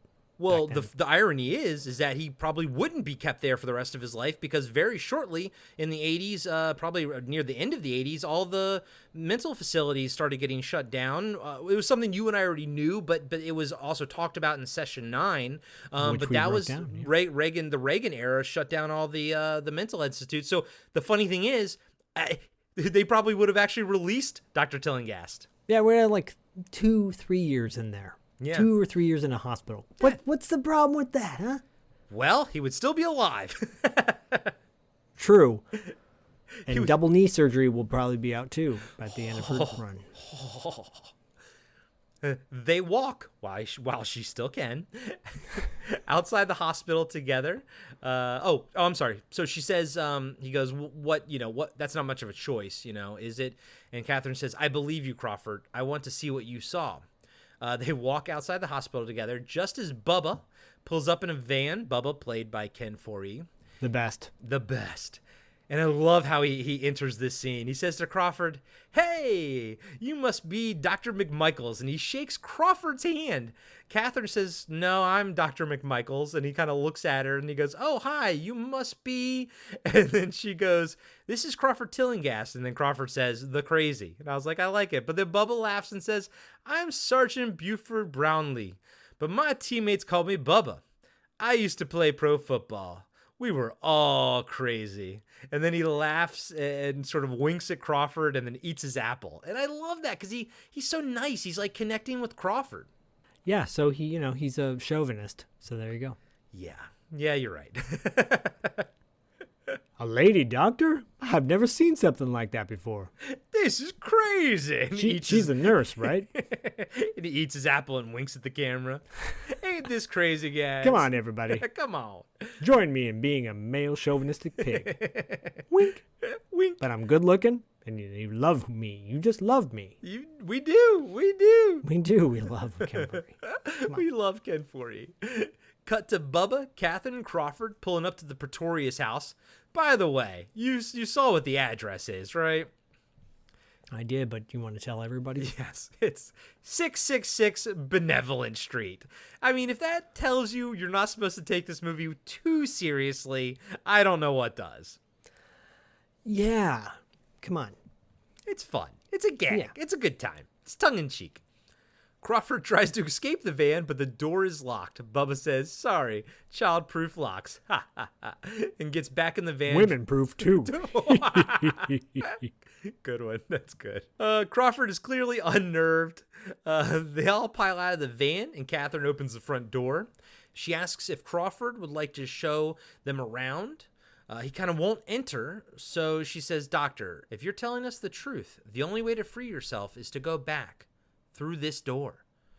Crawford slowly walks up to it. Bubba says, "Come on, Doc. There's nothing to be afraid of. Look, I'll show you." And he walks in. There are no lights in the house. And then Bubba, he trips over a giant power cord. I'd say it's like 80% Three's Company level comedy. It's pretty slapsticky bad. Yeah. It's funny. It's funny. Crawford bends down, kind of picks it up and says, "Electrical cables. We needed more power, so I rewired the whole house." Catherine tries the light switch, but nothing happens. She asks, "Where's the circuit breaker, Doctor?" And Bubba shines a flashlight on her. Then Catherine looks around and says, "Tillinghast," as they realize he's gone. And I think this room was supposed to be darker than it was, but it's kind of like too lit for them to have seen him like run away. But I think it was supposed to be darker. Yeah. Catherine's about to go upstairs, but Bubba stops her as he says, "Crawford knows this house better than they do. They need to find the power." Bubba and Catherine go into the basement and turn on the power. Catherine looks at the cables and says they probably go up to the resonator. Bubba says, "First, we find our missing mental patient," and goes upstairs with Catherine shortly behind. As Catherine is going up the stairs, so this is a little bit weird because it looked like when they left the basement, Catherine was kind of right behind Bubba, but then cut to this scene and they're running up the stairs, or she is, but he's nowhere to be found. But as Catherine's going up the stairs from the main floor, she hears a woman's voice, and in a man's voice. And it sounds like the woman is being maybe beaten. She goes into what we later find out is Pretorius' room and finds Bubba watching a video of Pretorius whipping a naked woman, full frontal, by the way, who's tied up. I mean, he's whipping her. In fact, Pretorius' room looks like a BDSM room. Bubba says this guy was into some weird shit. Catherine turns off the TV and says to Bubba, "I don't care about his private life." Did you say BTS room? I said BDSM. Oh, I thought you said BTS. BTS behind the scenes. No, isn't that the Smooth Like Butter? BTS. I don't. That K-pop band that our good buddy Fernan likes. Oh, I don't know a single thing about K-pop, buddy. Smooth like butter, criminal undercover. Nothing. Crickets, my friend. Crickets. Damn it. Okay. Cut to Crawford. No, this would pair really well with TerrorVision. I'm sure, I'm sure the Potters would love to get down with Pretorius. Oh, yeah. Oh, just taking care of business with Pretorius, baby. Taking care of business. Oh, man. It's that was coming. a great movie. Oh, it's coming? Because I already came. Who wants Taking to care of do business. cruise with me? Want another Heine? I have my Heine. Oh man, I need another viewing of TerrorVision soon. It's been since our last viewing. Guys, if you haven't checked that out, new listeners to the show, check out TerrorVision. Great movie. A lot of fun on that one. And we interviewed Diane Franklin. Yep, we did. That was one of our first interviews. And TerrorVision was another traumatic movie from my childhood as well. You're welcome. There you go. Cut to Crawford holding an axe and looking at the resonator as he kind of like walks back into the shadows. Bubba and Catherine walk up the stairs into the attic. They look around at the equipment. They see the headless outline of Pretorius on the ground. And Zach, it's so funny because they even outlined the little penis nub stump that was sticking out, you know? Yeah, the little nub, the neck nub. Yeah. It's hilarious. Yeah, I think that's supposed to be tongue in cheek too. I think absolutely that's tongue in cheek. They also see the resonator. Catherine walks over to it and touches it. Bubba turns on the lights and Crawford comes running with the axe. But Bubba stops him and says, "Is this how you hacked up Pretorius?" But Crawford says, "That's where I hit it. I knocked a fork off." And he kind of points at the fork on the ground. Bubba asks Catherine what she wants him to do. And she says, "Let him go. He's reliving the night of the murder." Bubba says, "DA says you call the signals. Call the shots, not call the signals." Credit the writers with that one. I know, but that threw me off. I was like, call the signals? What? No one talks like that. No. And you know who does talk like that? Stuart Gordon. Probably Stuart Gordon talked like that. He said, "Come on, you call them signals, baby." You know, call the shingles. No, it's shots. Oh, it is? I thought it was singles. No, shingles. What is it? Fuck it. No one's going to pay attention to that. Yeah, this movie's going to come out in the theater and no one's ever going to see it again. There's never going to be something called Blu-ray or podcasts where people break down every single line of dialogue and would never walk us do through that. it. It's never going to happen, ever. Who in their right mind would ever... How is that even going to be possible? Why would anybody want to listen to that? Yeah, Flash forward 20 years. God damn it, I should have changed that. He lets Crawford go, and he looks at the outline in the floor and says, "That's where it ate him." Bubba asks, "What ate who?" Catherine tells Crawford they can start in the morning, but he says, "I've started," and starts picking up the pieces of the resonator. Bubba says, "All this talking about eating is making me hungry. How about we have some dinner first?" No one replies. He says, "The real danger here is starving." Now, cut 2. And I asked Zach this. And if you don't know, Zach, we're going to have to put this out into the world. But cut to Bubba in the kitchen cooking these. They look like sort of like chickens, maybe fried chickens with potatoes on them, or like little like mini pot pies or something, but they're individual. There's like 5 of them. And he kind of like, he takes them out and he puts one on a plate, and then 3 on a plate for him, obviously, and he smells it. But every time I watch this scene, they look so delicious. I want to know what they are. Yeah, it's not like a pierogi or something. No, it's too big. It's like a little mini pot pie thing, but there doesn't look like there's a crust to it. But yet, somehow they stay together. Yeah, makes me hungry. Right? It looks really good, doesn't it? Podcasting After Dark presents food that you can make based on the movies we've seen. Maybe that'll be the next book David puts out with us, where it's a cookbook of all the stuff from the movies. Not a bad idea, actually. That would be wild. Yep. Some time passes, and we see Bubba looking out the attic window as Catherine is asleep at her desk and Crawford is finishing up the resonator. You know they've already eaten and everything. Crawford walks over to Catherine and looks at her. Bubba comes up behind him and says, "Pretty, isn't she?" Because he's kind of like staring at her. I think Bubba's kind of like being like, "Be careful, Doc." You know, he's watching him. Yeah. Crawford says, "She's beautiful. He used to bring beautiful women up here. They'd eat fine meals, drink fine wine, listen to music, but it always ended with screaming, and I would just lie there and listen to them screaming." Sounds like me. Well, never mind. When I was a kid. Woo! Having to tell my friends, "Oh yeah, my mom's got a stomach ache." Oh. I have never once heard either of my parents having sex. So happy for you. I don't even know where to go from there. Bubba says, "Your boss had some screws loose." Crawford says, "He was a genius. It's just that the 5 senses weren't enough for him. He wanted more." Catherine wakes up and doesn't ask, "Why are you staring at me?" She wakes up and asks, "Is it finished?" And Crawford says yes. Crawford says he had to bypass the main computer because the magnetic field erased the program. Since the monitors are destroyed, the entire system has to be manually operated. He also had to modify the resonator to be just an on-off system. When it reaches 20,000 megahertz, they throw the switch and a powerful magnetic field vibrates the forks at a precise frequency. Catherine says, stimulating the pineal gland, allowing us to see with it. Crawford says, "Listen to me. Don't move when you're within the field of the vibrations. You move and they may see you. It will see you." Bubba says, "What is this it anyway?" Crawford warns, "Pray you don't see for yourself." Crawford says if it appears, he's shutting down the resonator. Bubba asks Catherine if she's sure they're ready. She says yes. Crawford slowly turns the resonator on. Wind begins to blow as the lighting in the room changes to pink and the forks begin to vibrate. Bubba looks around and says, "This looks real great, people." Crawford and Catherine start touching their foreheads. Crawford looks at Catherine and she looks at him.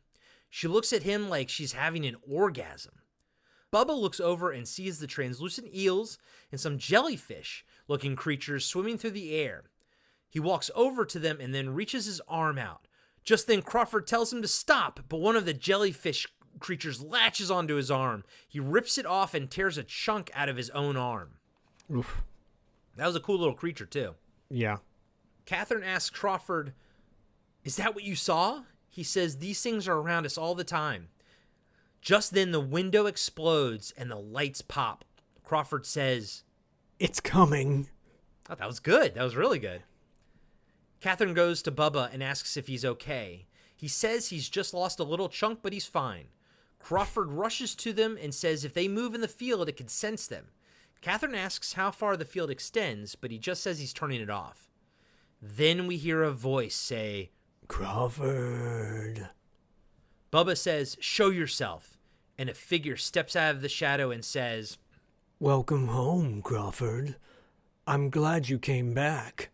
Who's the lovely woman?" Creepy. Very creepy. Slowly, Edward's face is revealed, and Crawford says, "It can't be you." Catherine says, "Dr. Pretorius?" Edward says, "You have me at a disadvantage, my dear." Crawford, where are your manners? Bring your friend to me. Crawford says, "I saw you die." "No, not die, just pass beyond." He goes, "It was horrible." He says, "A necessary rite of passage. Quite wonderful, in fact." Bubba says, "Where have you been hiding?" Edward says to Catherine, "Move toward me, my dear. I want to see you." She takes a step, but Crawford gets in the way. He says, "How?" "Did I survive?" "I'm the master here."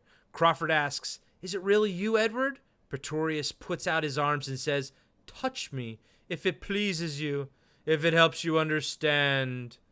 He's got a nice swimmer's body. He just needs to fucking shave that shoulder fucking hair, man. Yeah, it's so gross. It's like every sexual pervert that you've ever encountered in your life all wrapped up into one. It's just like gross. Because he's just like sexing you with his eyes. It's disgusting.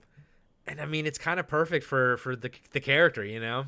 It is perfect. It's perfect. It's so disturbing because you're just like, oh, this guy's so gross, and he's having his sexual fantasies fulfilled by weird organisms in another dimension.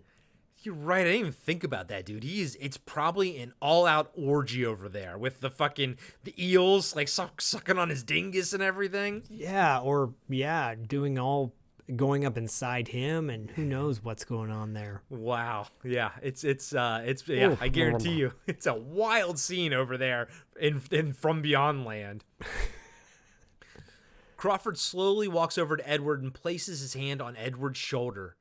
Crawford's fingers sink into Edward's skin like putty. And I think they did a good job of kind of matching it. You can tell a little bit if you really pause it to look at it. But overall, I felt bad for the special effects guys because it does happen on a part of the actor's shoulder that's all hairy. So they not only had to match his skin and everything with like this putty, but they also had to fucking match the hair and everything.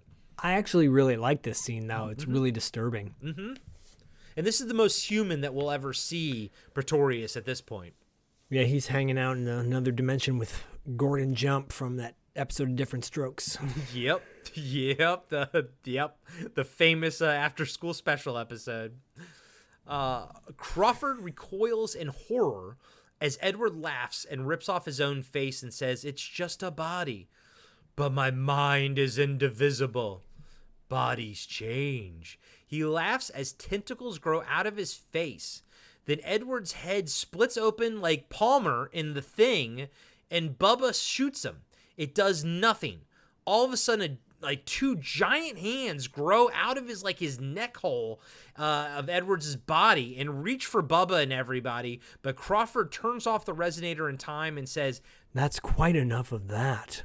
The three of them look around the room in shock. And I love this, by the way. Bubba then tries to act tough and everything, but winds up just puking in the corner.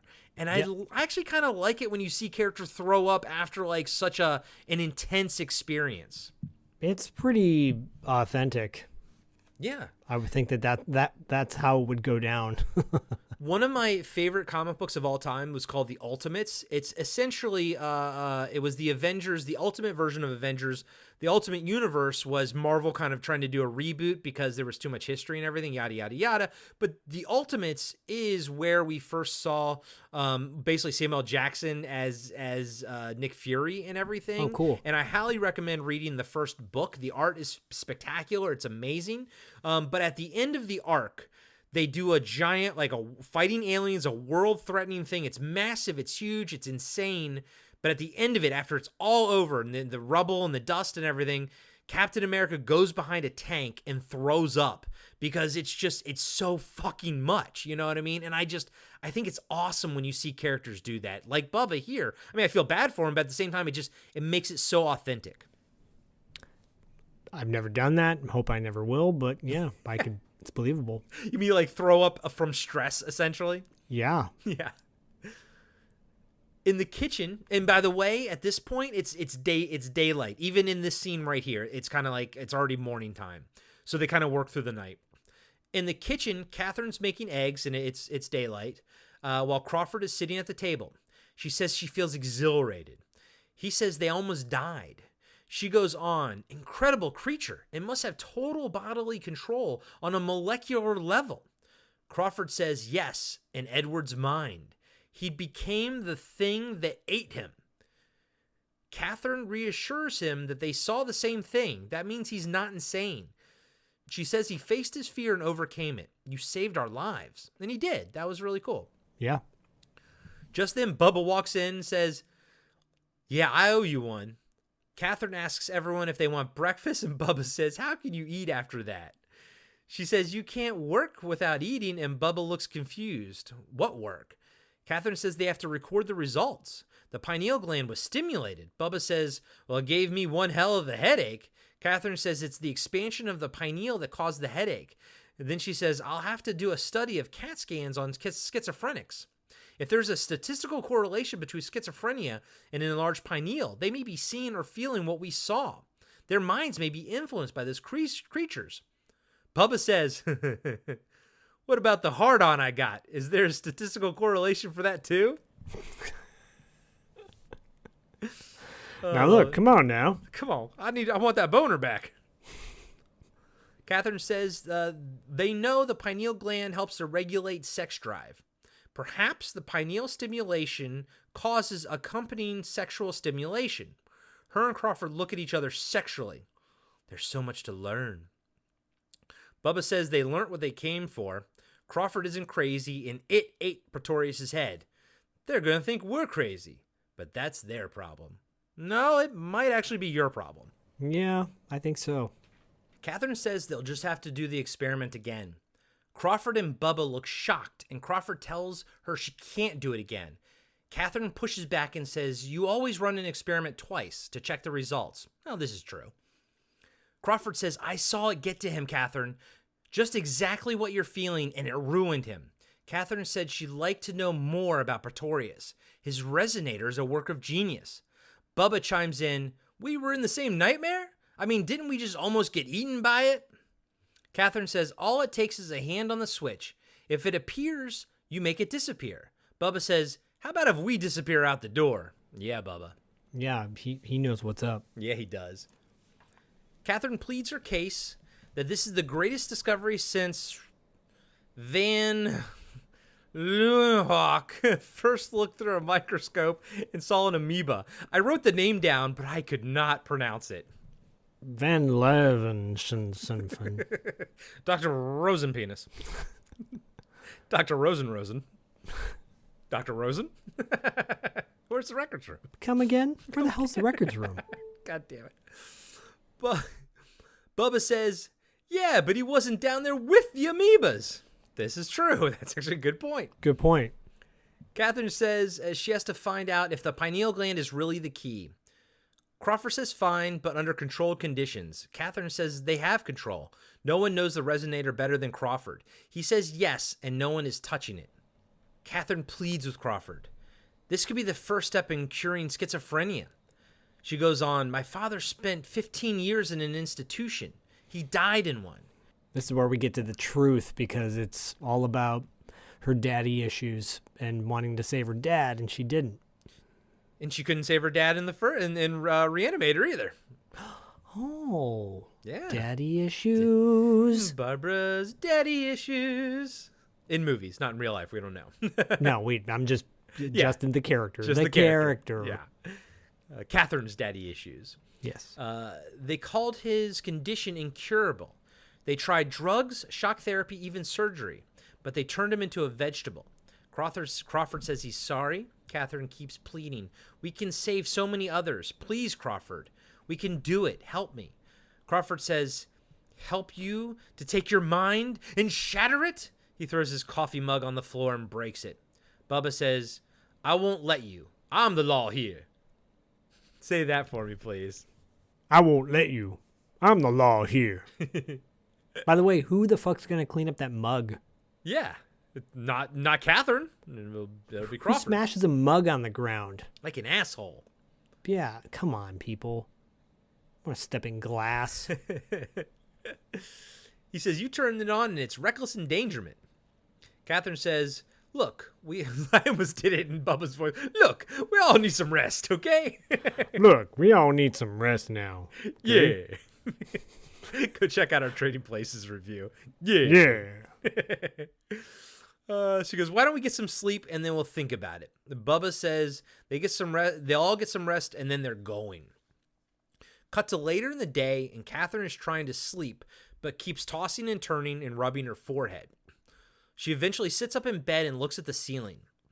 Cut to Catherine in her nightgown walking up the stairs to the attic. As sexual as this scene becomes, this nightgown is weirdly not revealing at all. No, up until a certain point. When you can basically see through it. Yep. Yeah.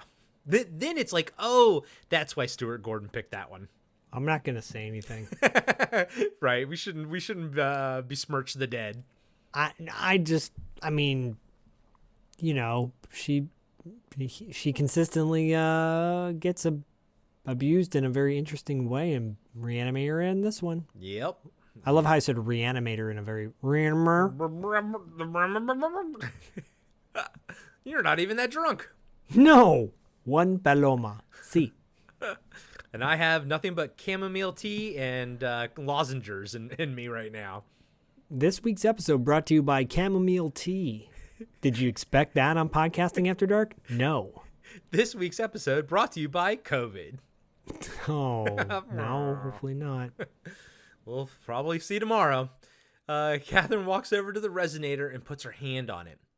Downstairs, Crawford is trying to sleep in Pretorius's bondage room. So that's Pretorius's room. And it's a tiny little, like, one-person bed, which that makes sense because Pretorius never sleeps with the women that come over.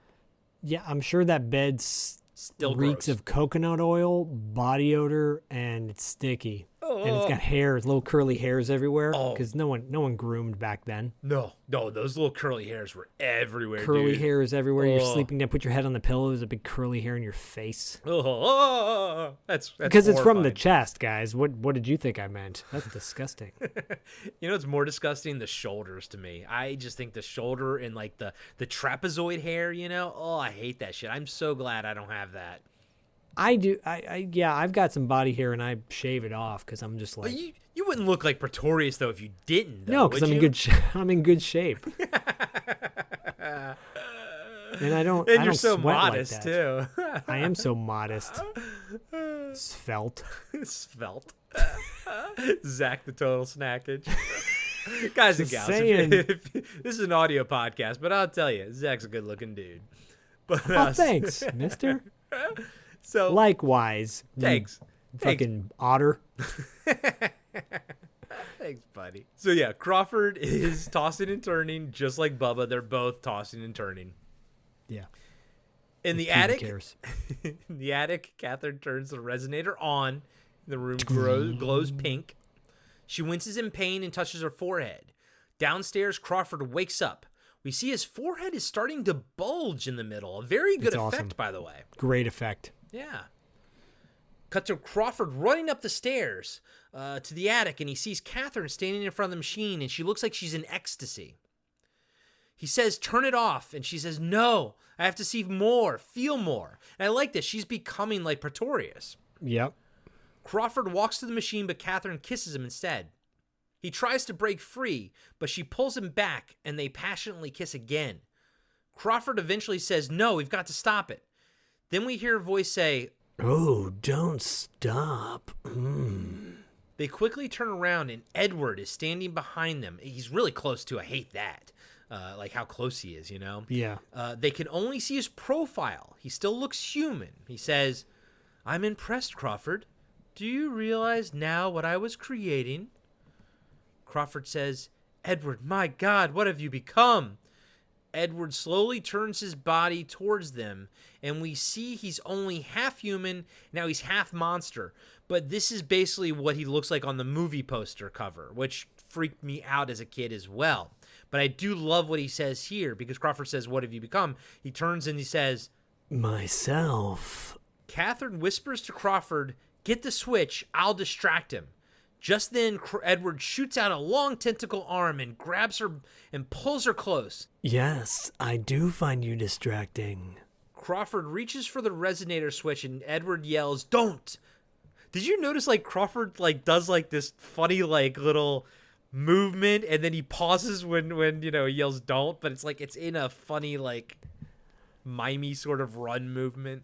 Yeah, it must be just the way the costume is set up. Like he must have had a hard time moving around in that suit.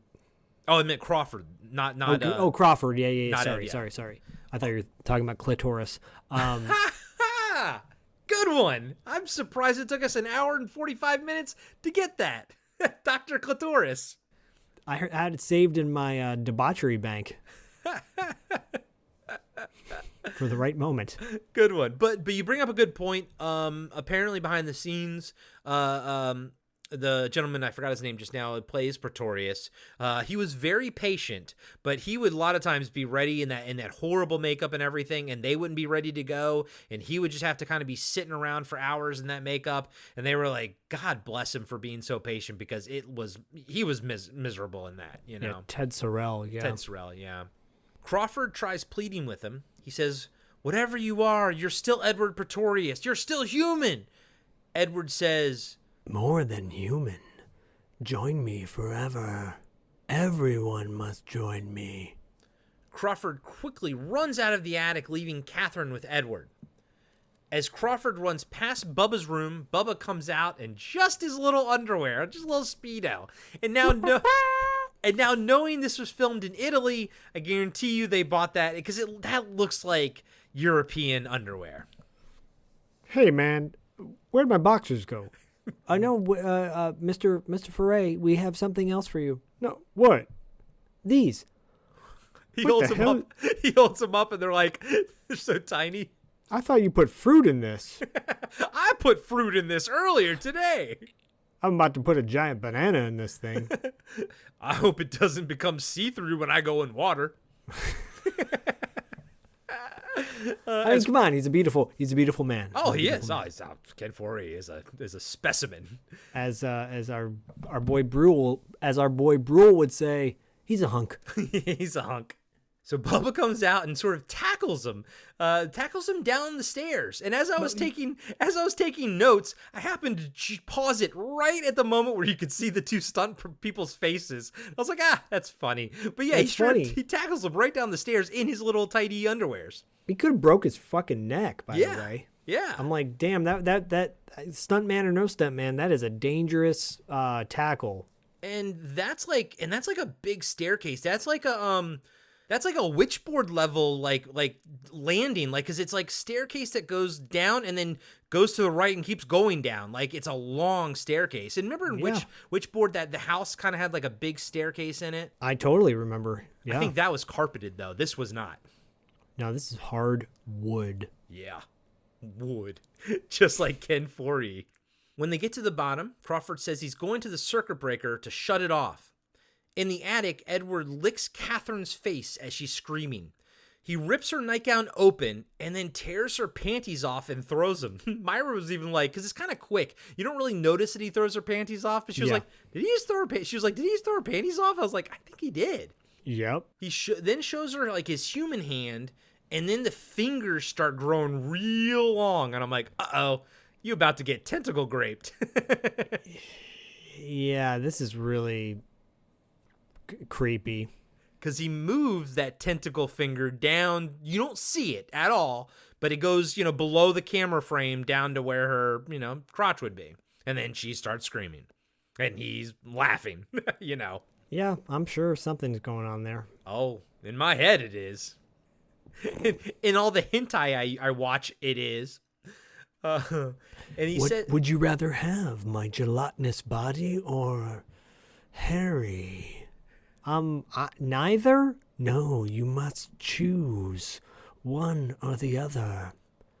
My long fingers, my funky phalanges, or my hairy chest. Oh, neither? I smell like rotten beef. And canola Gross? oil. And Axe body spray. He does not smell like Axe body spray because there was no Axe body spray back then. No. But he definitely smells like what you said earlier, coconut oil. That I see. Coconut oil and KY jelly. KY jelly. And ricotta cheese. What? So apparently all the goop that's covering like him and all throughout this movie, apparently that's the same goop that they put into McDonald's milkshakes to give it that like consistency. Yum. Yeah, pretty gross. He says to her, in another life, I would have enjoyed you in another way. Yeah, I just want to say too, it's like so gross. It's so gross. As a young kid watching this and having no clue what is going on and only knowing about this stuff from, like, I had no idea what, I don't even think it registered to me at the time. There is no way in hell a kid our age should have ever seen this movie. But we did. And now here we are talking about it on Podcasting After Dark. No, I'm with you, man. Like, I didn't pick up on half of this shit, when I was a kid. And, like, all I remember being scared of was her blowing out kneecaps and the shit floating around and everything. I blocked, I think, the rest of the fucking movie out of my damn mind because it blew my mind. But, yeah. I think I just picked up on the fact that he was a monster and it was an alternate universe, and I thought that was cool. It didn't register to me. The whole S&M angle didn't register to me. No. None of it did. But now knowing what I know, like, it all makes sense. Like, it's actually really fucking cool. I mean, it's gross. It's nasty. The things that they're tackling, are weird and whatnot. And hey, if you're into that sort of thing, there's no judgment as long as everybody's consensual, But I think all of it actually would probably be correct for Pretorius's character. I think Stuart Gordon, they really wrote a tight script here. Oh, yeah, no. Again, like we said in the opening, this is one of, our personal favorites. And, but the subject matter is depraved. It's very depraved. It's one of the most depraved movies we've done on this show. Yeah. Crawford and Bubba run into the basement, but find it flooded with water and a giant, like, dune-looking sandworm thing blocking their path to the circuit breaker. Now, of course, behind the scenes, Jeffrey Combs talks about this creature effect and everything, and how we know from Deep Star 6 that when they lovingly created this creature, they had everything ready to go. It's all made out of foam and whatnot. They put it in water, and it just became 3 times as heavy, and it just stalled production. They had to stop. They had to fix everything, create bigger winches and stuff. But, yeah, I was like, everything he was saying, I was like, yeah. I mean, I know that I think Deep Star 6 came out after this, but I was like, yeah I knew exactly what was going to happen when he said, and then they put it in water, and I was like, it's going to absorb all of it. And he was like, it absorbed all of it. Yep. But by the way, I love this scene, and I love this creature design. I think it's fantastic. Oh, yeah, it's great. John Beekler, that's how you say his name, John Beekler, rest in peace, because I don't think he's not alive anymore. I think he did all the creature designs. Okay. Oh, cool. Yeah, this one's a good one, man. This one's really fucking cool. I wish we saw more of this thing. And I also like how, Crawford says that the vibrations from the resonator must reach all the way down in the basement. And then that's when I also started thinking, I was like, oh yeah, like it's not just like contained in the attic. Like it's a giant, when we think about it, it's a giant circle radiating outwards. I mean, hell, even the air above the attic outside, it's probably reaching up there as well. There might even be like fucking things flying around in the air, like above the house, Probably. There probably is. Yeah. Yeah, really quick, John Buechler died in 2019. Oh, damn. And Ted Sorel passed away in 2010. Yeah, I knew Ted Sorel had been passed for a bit. Yeah. Bubba says he'll be right back and runs upstairs, leaving Crawford with the worm. In the attic, Edward spins Catherine around to face him.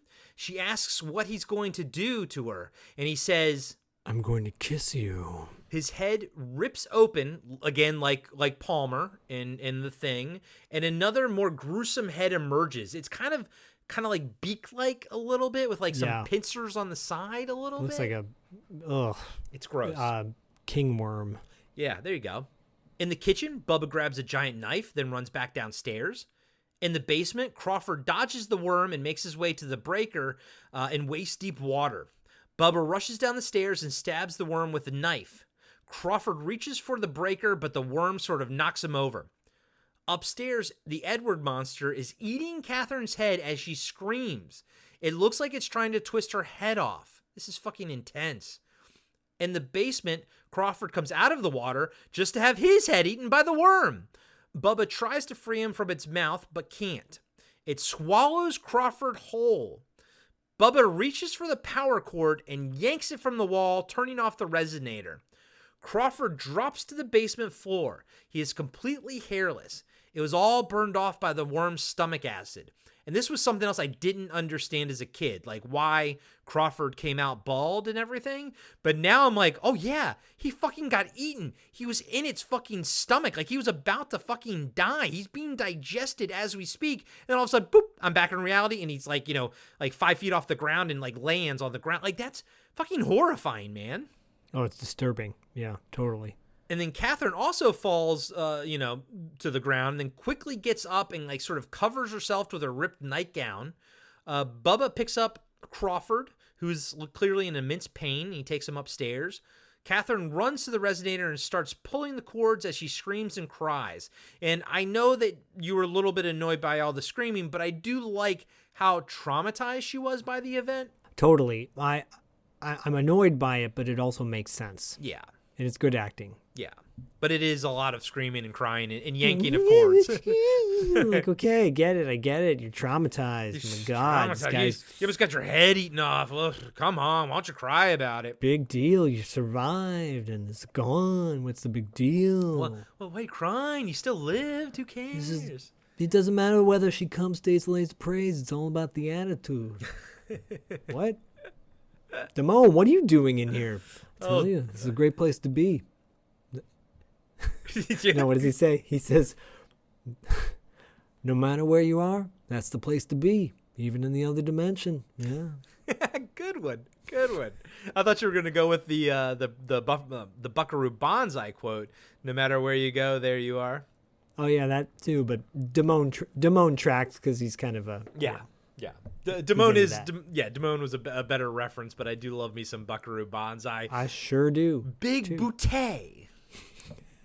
That's a great movie, by the way. Yeah, it is. And I saw it as a kid, and I did not get it at all. And then I saw it again as an adult, and I was like, that's genius right there. Right? That's a PG-rated movie, too, I think. Yeah.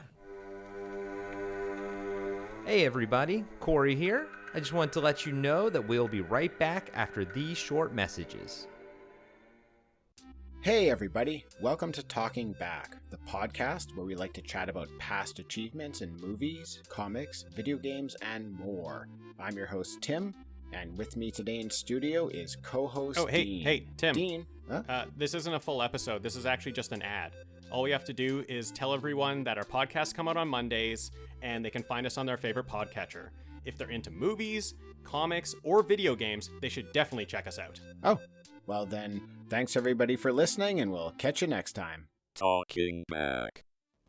I'm John, and I'm the host of Action Action. Every week, I'm joined by James. Heyo. And Dustin. Hello. And each week, we review, debate, and rank a different action movie. We're creating the ultimate list of action movies. From awful to awesome. So if you want to hear 3 more white guys with beards talk about action movies. And argue about where they belong on our list. And decide you hate us because we made fun of your favorite movie. Join us every Tuesday, and you can find us on your favorite podcatcher. And Steven Seagal is a joke.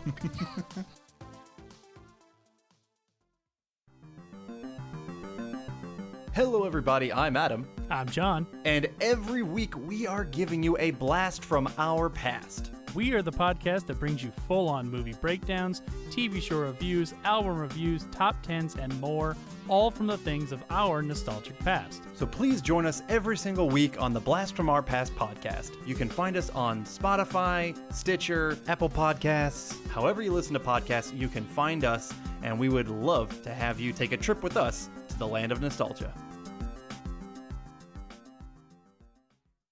And now, back to the show. Little time lapse. Bubba and Catherine are sort of applying ointment to Crawford's skin as he lays in Edward's tiny bed. Catherine says, "I'm sorry. I really thought that I could control it." Bubba says, "It's changing us, Doc. All of us, and not for the better." She says she was wrong for turning on the Resonator with other subjects present. It's clear now only one person should run the experiment. Bubba gets upset and says, "This alien experiment, it's suicide." "This ain't an experiment." "This ain't an experiment, it's suicide." I love the first one, though. I'm going to keep it. "This alien experiment is suicide." Well, I mean, it's that true. tracks, too. That actually works. It tracks. By the way, Crawford probably had a room in this house. Why didn't they go to his bedroom? I know. Well, I think that's the one that Catherine's using. Oh. Well, I mean, come on. The guy's like naked mole rat at this point. Just give him his own room. He's got burn marks all over him. Jesus Christ. He is a naked mole rat, by the way. That is a good call. Yeah. She says that the presence of other subjects causes dangerous distractions. Bubba says that he recognizes the behavior. He's seen it on the streets. "You may be a scientist, lady, but right now you're acting like a junkie." Catherine says, "Just take him and leave." Bubba says, "Wrap him up. I'll get the van ready." Then he looks back and says, "Put some clothes on, unless you want me to take you kicking and screaming like that." And he leaves the room. Catherine rubs the center of her forehead, then starts touching all the bondage gear. Ooh, she's clearly turned on. Once she sort of realizes it, she kind of backs away startled, but then bumps into an armoire and it opens to reveal a leather outfit. Ooh. Catherine rubs the leather against her face and uses her other hand to rub her breast. I mean, you don't see her breast exposed, but it's really hot. I'm not gonna lie. Well, she practically, I've never seen dry humping in a movie quite like this. Yeah, this is the most intense dry humping I've ever seen. Bubba puts his gear in the van and then goes back inside. Upstairs, Catherine's putting the leather outfit on and walks over to Crawford. She sits on the bed next to him and starts to move the sheets down. She touches his body, then reaches her hand in his pants, and then I don't know how Barbara Crampton is not touching Jeffrey Combs's penis at this point, but she puts her hand down there, and then she pulls her hand out and licks her fingers. Honestly, that's like some rated X shit right there, man. Yeah. This is intense. Catherine then gets on top of Crawford and starts grinding on him. Bubba walks in and looks disturbed. He says, "What the hell are you doing?" She slowly looks over at him seductively and smiles. He says he told her to get dressed. Catherine gets off Crawford and walks over to Bubba. She poses for him and says, "I did." He says the van's ready. "You going like that?" She walks over to him and says, "No." He goes, and then she says, "What a shame. I just love what you've done with this room." I was like, why? That's a weird bit of dialogue to him. Yeah, I know. I'm like, are you thinking that it doesn't really match up that well? Yeah. Yeah. Especially after he's like, basically, we're leaving. I don't know. You're supposed to assume that she thinks he's clitoris in some way. Yeah, or she's just hyper horny. In the basement, we see bolts of electricity making a connection between the circuit breaker and the cords powering the resonator. I love that. It's cool. Me too. Back upstairs, Catherine starts rubbing Bubba's chest. He says, "You're asking for it." She becomes aroused, and he grabs her and spins her around to face a mirror sort of on the ceiling. Bubba yells, "Look at yourself. Is this who you are?" She looks and she starts crying. She says, "I don't know who I am." Oh my God. I get it. She's this button-up doc with daddy issues. Daddy. She gets diddled by clitoris, and, the rest is history. Oh!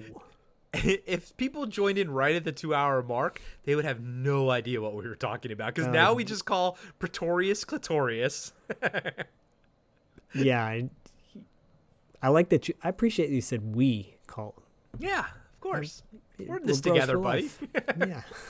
We'll go down this. We'll die on that cross. We'll die on that hill together. The pad ship will go down together. Mr. Schaefer, who said clitoris in your Dr. January episode? Well, clearly it's the guy named Sleazy C. Yes. He's a eunuch now, so. True. We're getting to that. Just then, in the attic, the resonator turns on, and all the cords reattach themselves via electricity. Weirdly, it's not the other way around. You know what I mean? Like, it turns on, and then they reattach themselves. You'd think it would be the other way around. Yeah, maybe it's editing. Yeah. And I do like how all the fondling didn't wake up Crawford, but downstairs, when it turns on, he bolts awake, and he says, "Listen, the resonator, it's him. He's trying to start the resonator from beyond." And I love it when they put the title of the movie in the dialogue. I love that too, my reasoning behind him not being awoken earlier by McMichael is because he's not attracted to her. That's my take. Okay. He's the only person on the planet Earth. Yeah, I mean, maybe he's just not into that sort of thing. Yeah, that's possible. And he had his fucking brain, sucked. Yeah. So, once you get your brain sucked, nothing compares to that, folks. Nope, nothing. Bubba runs up to the resonator, but bolts of electricity knock him back. He pulls his gun, but an unseen force knocks it away, too. Crawford and Catherine run upstairs, too. They go for the resonator, but are attacked by a swarm of insects. What do you are those like flies or something? What do you think they are? I mean, they look like flies, but I'm sure they're supposed to be like little weird alternate universe mites. Yeah, so some gross. sort of swarm. It's so gross. This is the saddest scene in the movie, in my opinion.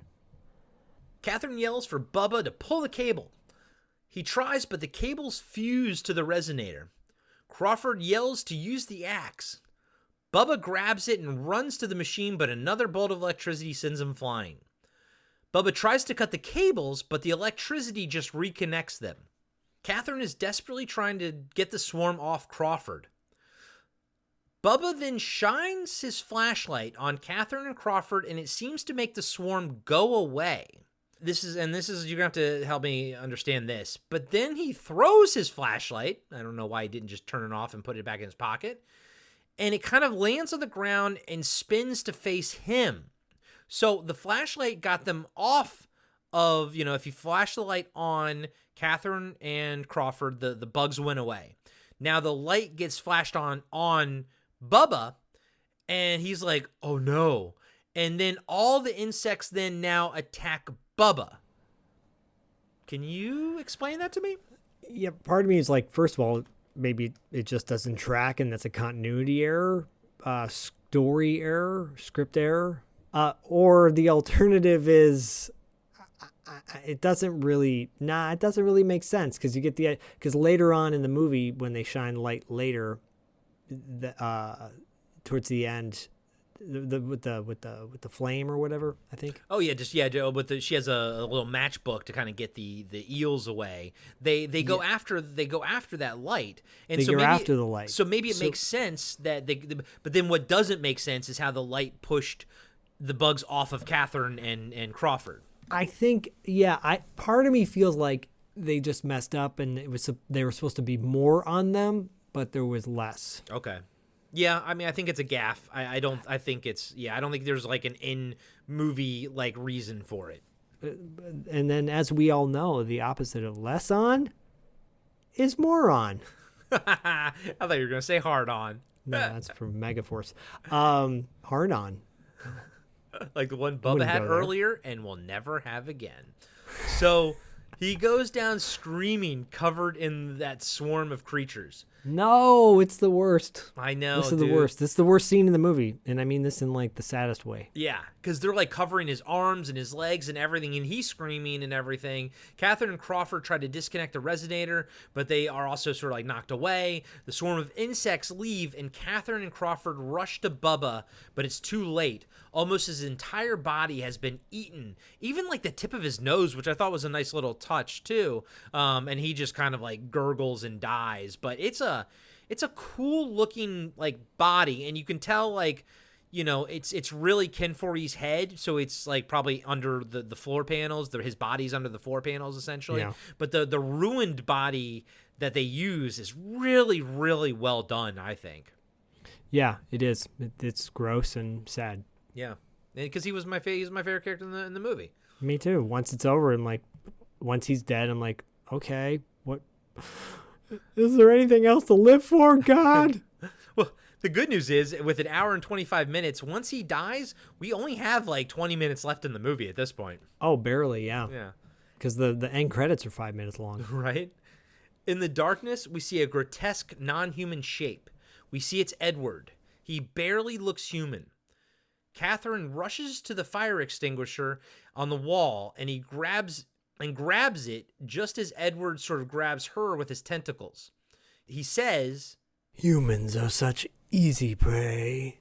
And this is when his pineal gland is sticking out of his forehead like an antenna. I think this is the first time we sort of see that. Crawford says, "Let her go." And Edward says, "I will, beyond her wildest dreams. She will go into my mind, and I will go into hers. It's the greatest sensual pleasure there is." Crawford says, "You never knew pleasure or gave it, only pain."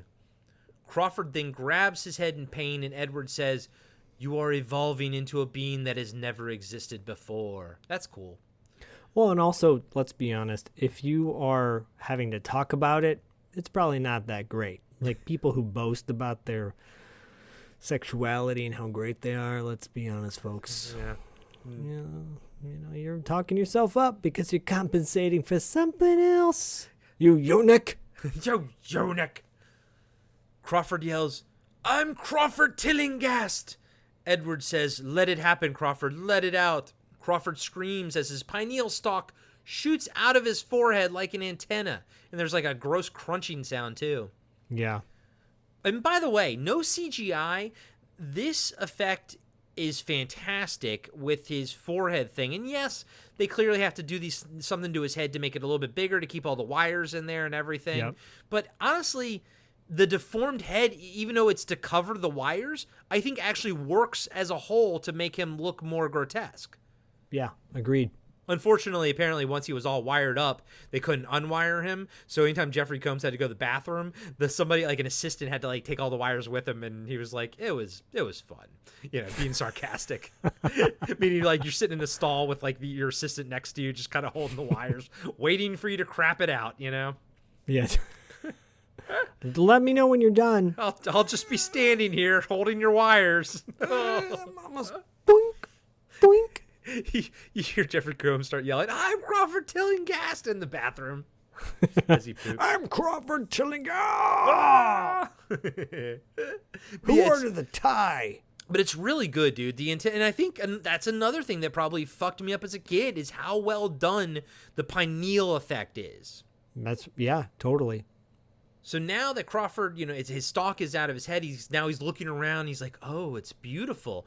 Now, I will say this does look dated. Like, it's very much like some kind of video toaster effect when you see through his eyes, Yeah. Yeah. That probably would be done a lot better now, obviously. Catherine asks what he did to Crawford. Edward says he just woke up Crawford's pineal gland. It did the rest itself. That's kind of cool, too. Yep. So he starts dragging Catherine to him, but she sprays the Resonator with the extinguisher foam. Edward yells, no! The machine shorts out, and Catherine is free. She runs to Crawford, who's passed out. Just then, the machine comes back to life, and Edwards is right behind Catherine. She screams and sprays the Resonator with more foam, and it shuts off. Catherine laughs, then checks to see if Crawford is still alive. That was cool, man. I always get freaked out by the fact that, like, he could be right next to you. And right when the machine comes on, he's, like, right there, Yeah. It's creepy. It is.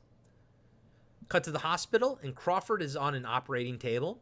Dr. Block is trying to use these clamps to kind of, examine Crawford's pineal stalk. She kind of can't get it. It's like moving around even though he's asleep, and she's trying to grab it. It's really fucking gross. This might actually be the most grossest part. It's like trying to pull a bloody splinter out of your foot. Oof. I was going to say wiggling around. I was going to say like a worm or something. It's all wet or something. It's fucking gross. Ugh. And it's like, It's making sound effects. Yeah, weird noises. It's really nasty. And then she kind of like is like a little bit like, I'm about to give up. And then it just shoots out, and then it startles her. She's like, what? And then it kind of like goes back in, and then a nurse comes in and tells Dr. Block that the police are there. But I just think that was a cool little scene, Yeah, it's traumatizing. In Dr. Block's office, Catherine is being questioned by the police and DA Fields. She's wearing the leather outfit under a robe. Fields says to Block, she's been telling us a pretty wild story. Catherine insists it's the truth. Field asks Block for her opinion of Catherine's mental state. Block says, I'd rather give you my opinion of her professional conduct. She looks at Catherine and says, you're contemptible.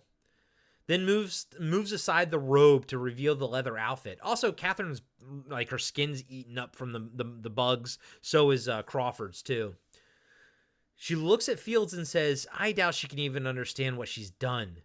Block looks back at Catherine and says, you cost Crawford Tillinghast his mind, quite possibly his life. And then I love this. Catherine says, in another man's life. I like that she owns up to it, but also she brings it up because it's like, no, someone else died too, Yep. She tells Fields, that machine has to be destroyed. Catherine says that. He says, I listened to you the first time, and now I've lost one of my best men. The DA is going to chew me a new asshole thanks to you. He looks at Dr. Block and says, she's in your custody now. Catherine protests, and Block says she's too agitated in this state. She'll upset the patients. Fields says, do whatever you think is best. And we see Block smile. Dr. Block kind of smiles. Jealousy. Time to wipe your mind out of my husband's mind. Mm-hmm. Catherine pleads with Dr. Block to go back. Block says, you've got all the answers, don't you, girl wonder? Well, I have some answers of my own. She tells the nurse to prep Catherine for electroshock therapy. The nurse kind of protests, but Block puts her in her place too. Catherine runs out of the office, crying and screaming, and down the hall, but two orderlies catch her. Block tells them to set her up in room 5. She's going to go check on Crawford. Catherine screams no. Block says if she resists, sedate her. Now. On the examining table, Crawford wakes up. He looks around and quickly leaves his room. There's supposed to be a cop by the door. You can see his chair there, but he's like sort of in the background talking to a nurse. Crawford sees some leftover food and tries to eat it, but spits it out in disgust. His mind's eye leads him to the pathology room where he sees a bucket glowing pink on the ground. In the electroshock room, the nurses are preparing Catherine by strapping her down to the table. She keeps pleading with them until they put gauze in her mouth.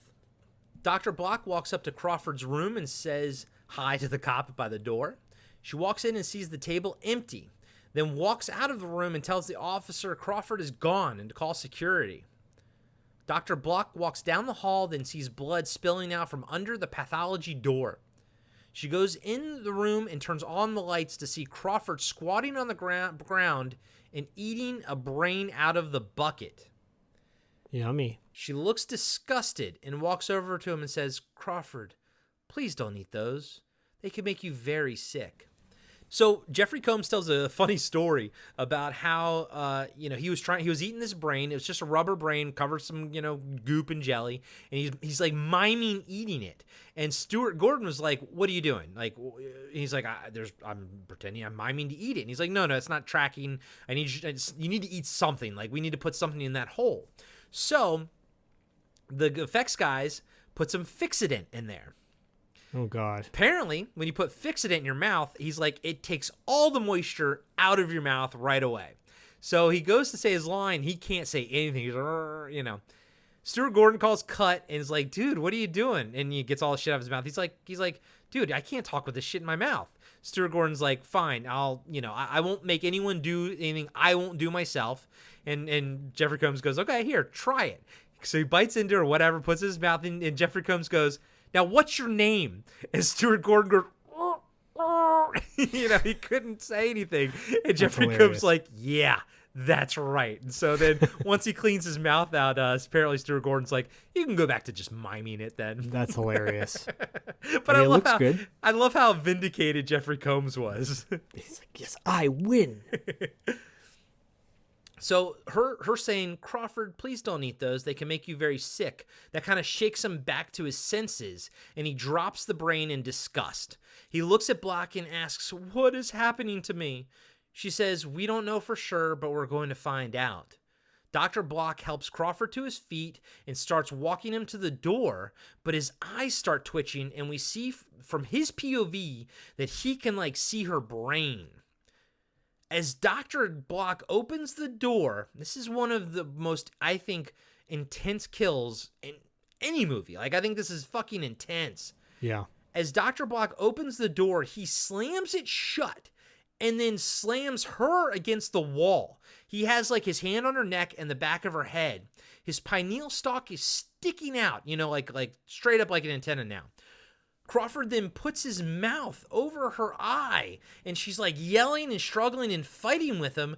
So he knees her in the stomach, and then she's like, "Oh," and then he spits out her fucking eye, and then she looks at the camera, and there's an eye. It's like an eye socket. It's great effect, great makeup effect.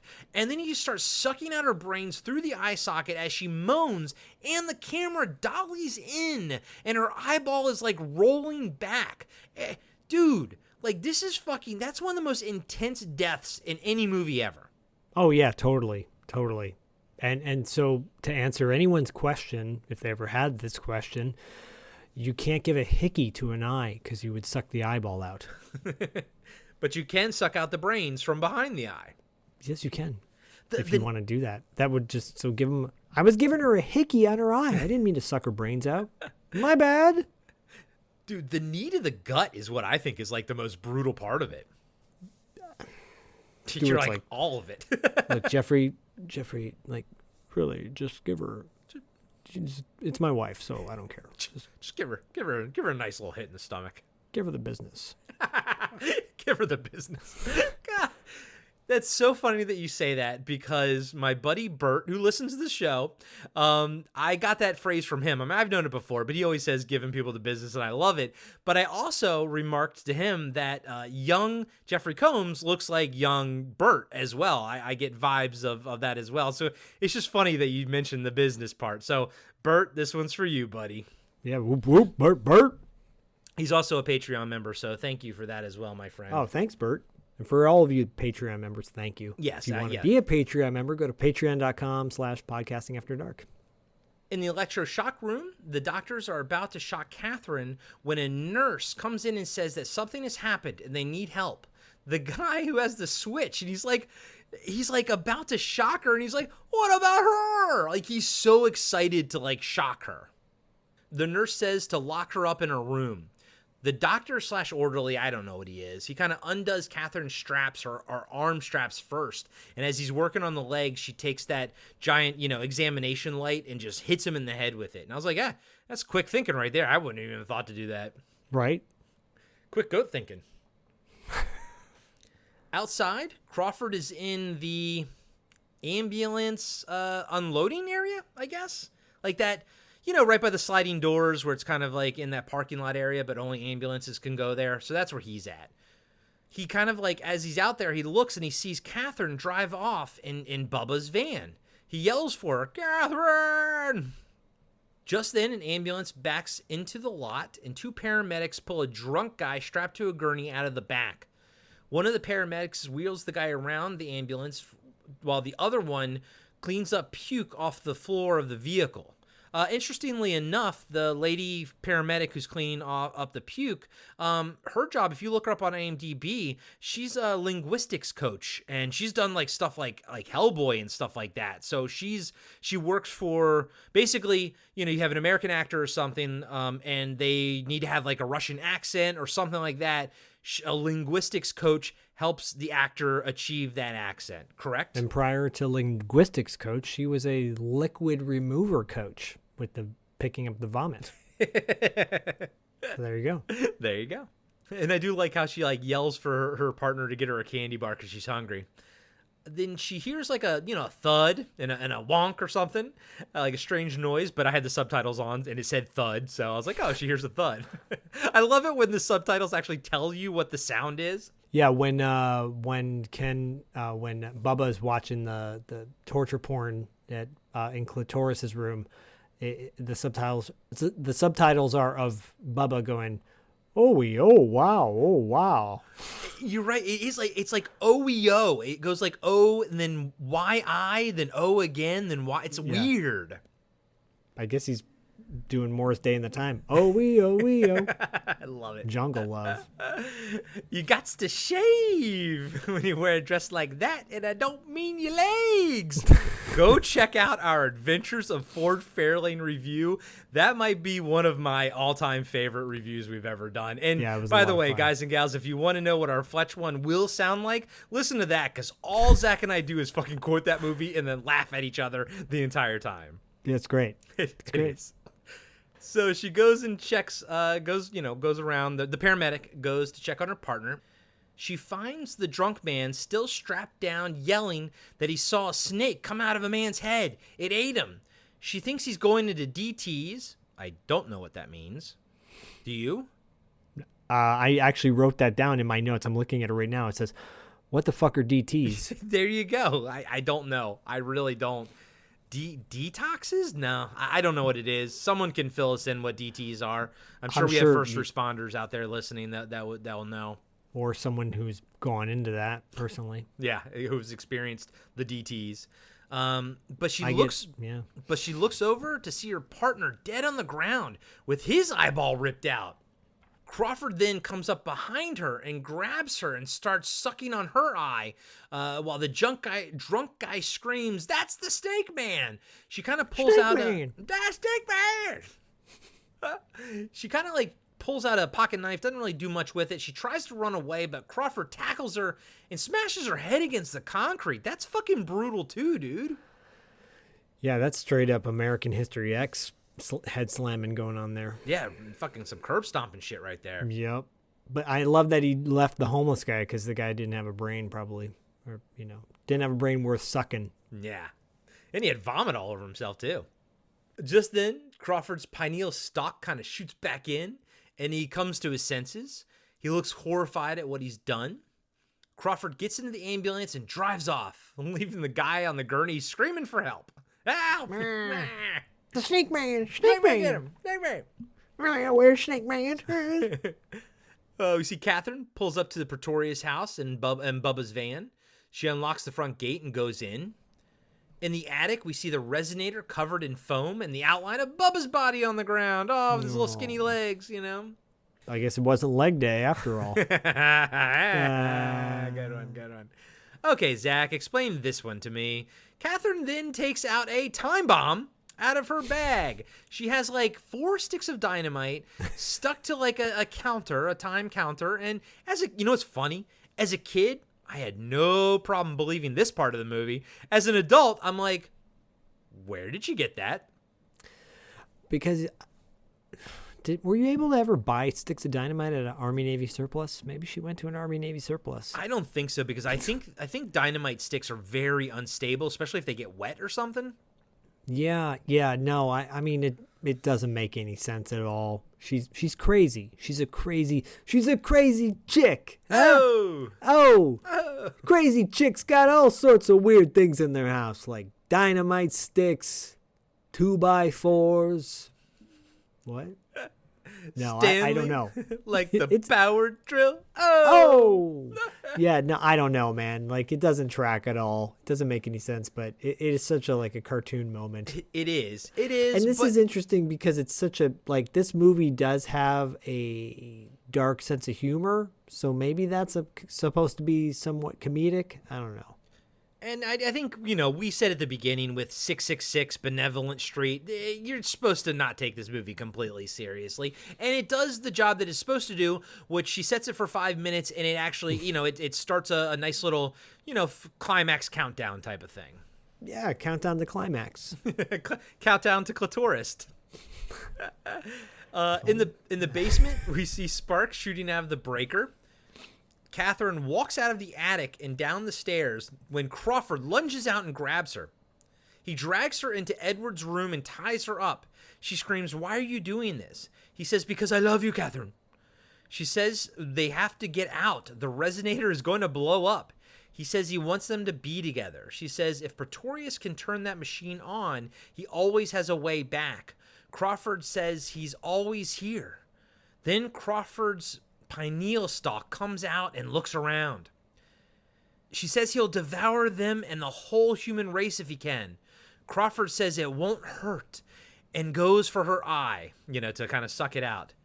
But he kind of can't eat it, and she bites off his pineal stalk, and Crawford screams. Now this is the grossest part, because Barbara Crampton just chomps into that thing. Yeah, she chomped on the red vine, and then I wrote down, do you really need your pineal gland? Yeah, I know. Like if it gets ripped out of his head, does he need it still, as a human being? Yeah. Just then, the resonator comes to life. Back in Edward's room, Catherine yells for Crawford to help her. He looks over, now back to his senses, and he sees Edward, the Edward monster, grabbing at Catherine. Edward says, "I've been waiting for you. The greatest sensual pleasure there is to know the desire of another mind." "I know your desires, you impudent pig." Edward says, "We are the most powerful being in the universe." Crawford says, "She'll know, Edward, how pathetic you are, how you can't make love."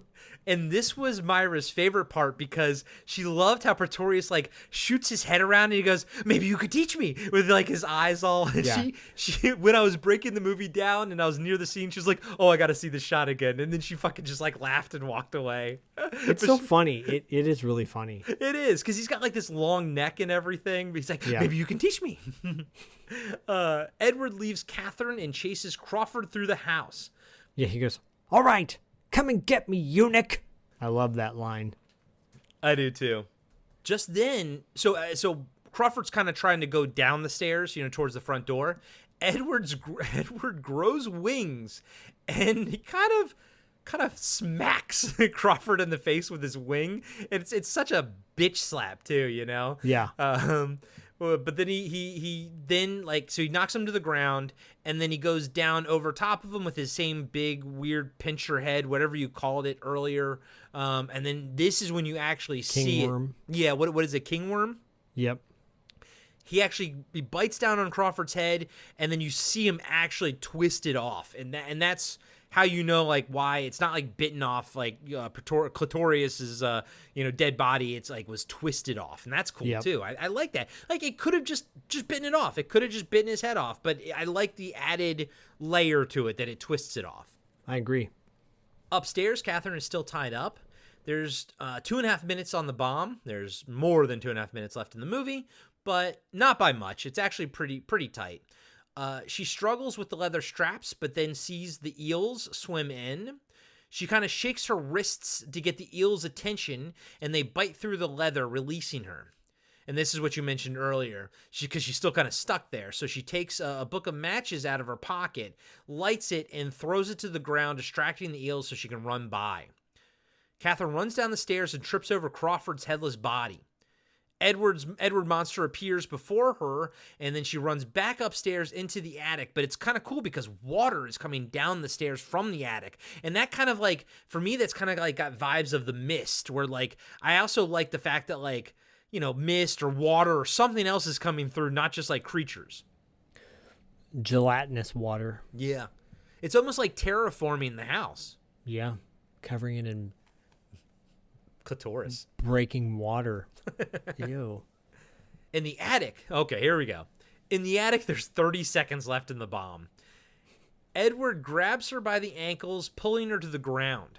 He laughs maniacally, but then kind of stops and looks surprised as a hand comes out of his mouth. Fingers. And just like Ace Ventura coming out of the rhinoceros's ass, Crawford comes out of Pretorius screaming like he's giving birth. Are you saying that Ace Ventura ripped off From Beyond? Yes, dude. I think a lot of fucking movies, if not ripped it off, they were like, you know, it was probably in the back of the filmmakers' heads, you know? Like, they just remembered this shit. Why not? But I think Ace Ventura might have ripped this off. Yeah.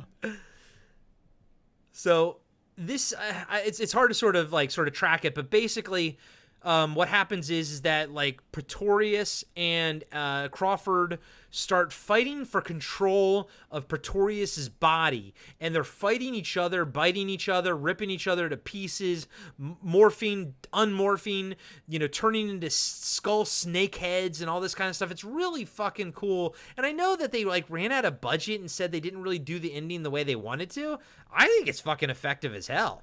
I think it's cool. I think as the way I interpreted it was that the more they fought, the more they kind of devolved. Yeah. Because they're supposed to be about pleasure, and this was like pure anger, and they were slowly devolving equally. That's my take. I am 100% with you right there. And maybe they're using up like the material too, because they're building, breaking down, and yeah. But it's cool. It works to me. It doesn't ever strike me as like, oh, they just had to rush this. It doesn't feel that way. I think it's fantastic.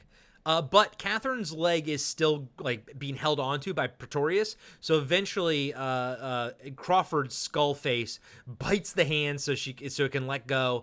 She goes running for the window as the whole place explodes. You know, the attic blows up and everything. And it's actually a pretty impressive explosion. And she lands, and her fucking kneecaps explode just like the fucking attic. And dude, that kneecap is disgusting. Disgusting. Yeah, if you've ever wondered what cauliflower looks like with hot sauce all over it, that's pretty much it. Yeah, and then she looks down at it, and I get shades of Ace Ventura 2 again when he gets shot with the spears in his legs, and he's like, ah! I feel like she looks down and she screams. I'm like, yeah. And then, like, so the neighbors are all there. Bunny comes over to her, holding her dog. She sees her knees, and she's like, oh my God. My thought was, don't let that dog go, because it's going to start fucking eating her fucking kneecaps, you know? Yeah, that dog has a penchant for blood. From Clitorius. So the lady says, you know, they called an ambulance. They'll be there soon. Catherine is just fucked up, and she's like, it ate him. And then she just starts screaming, laughing, and it just fades to credits with her completely losing her fucking mind. And that's From Beyond. And From Beyond, her mind will forever be. She's fucked. Yeah, absolutely fucked. You know, you don't go back from something like that. It's a perfect way to end the movie. It's a perfect way to end it. It ends in such a downbeat. It's so creepy and bizarre. And for me, still holds up in 2022 as much as it did in my scarred mind of 1980. What was it?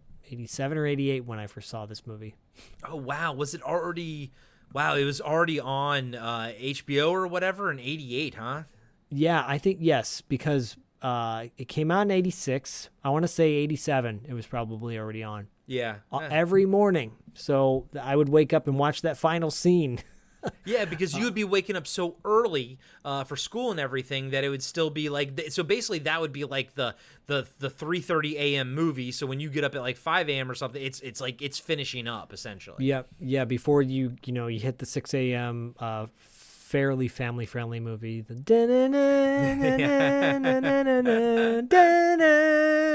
before you got to that part, I saw the last 30 minutes of From Beyond almost every. So often, because HBO and Cinemax and Showtime or whatever, they only had a certain amount of films that they showed, and they showed them over and over and over again. This was one of them, and it was for better or worse. In this case, for better, because here we are talking about it and entertaining all of you awesome listeners. Yes.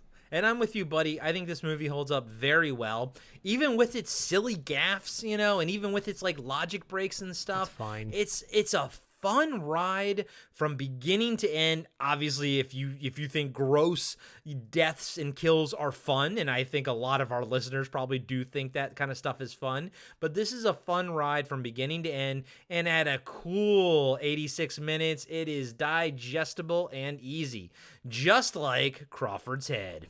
Oh, nice. But yeah, dude, I love it, man. I always have fun with this movie. It will always now be in my rotation, and I can't wait to do Re-Animator. I don't know when we'll do it. I may still put that one on the back burner just as, again, another emergency type of scenario. Or maybe Zach will bring Re-Animator to the whatever if he wants to. But we will absolutely get to Re-Animator.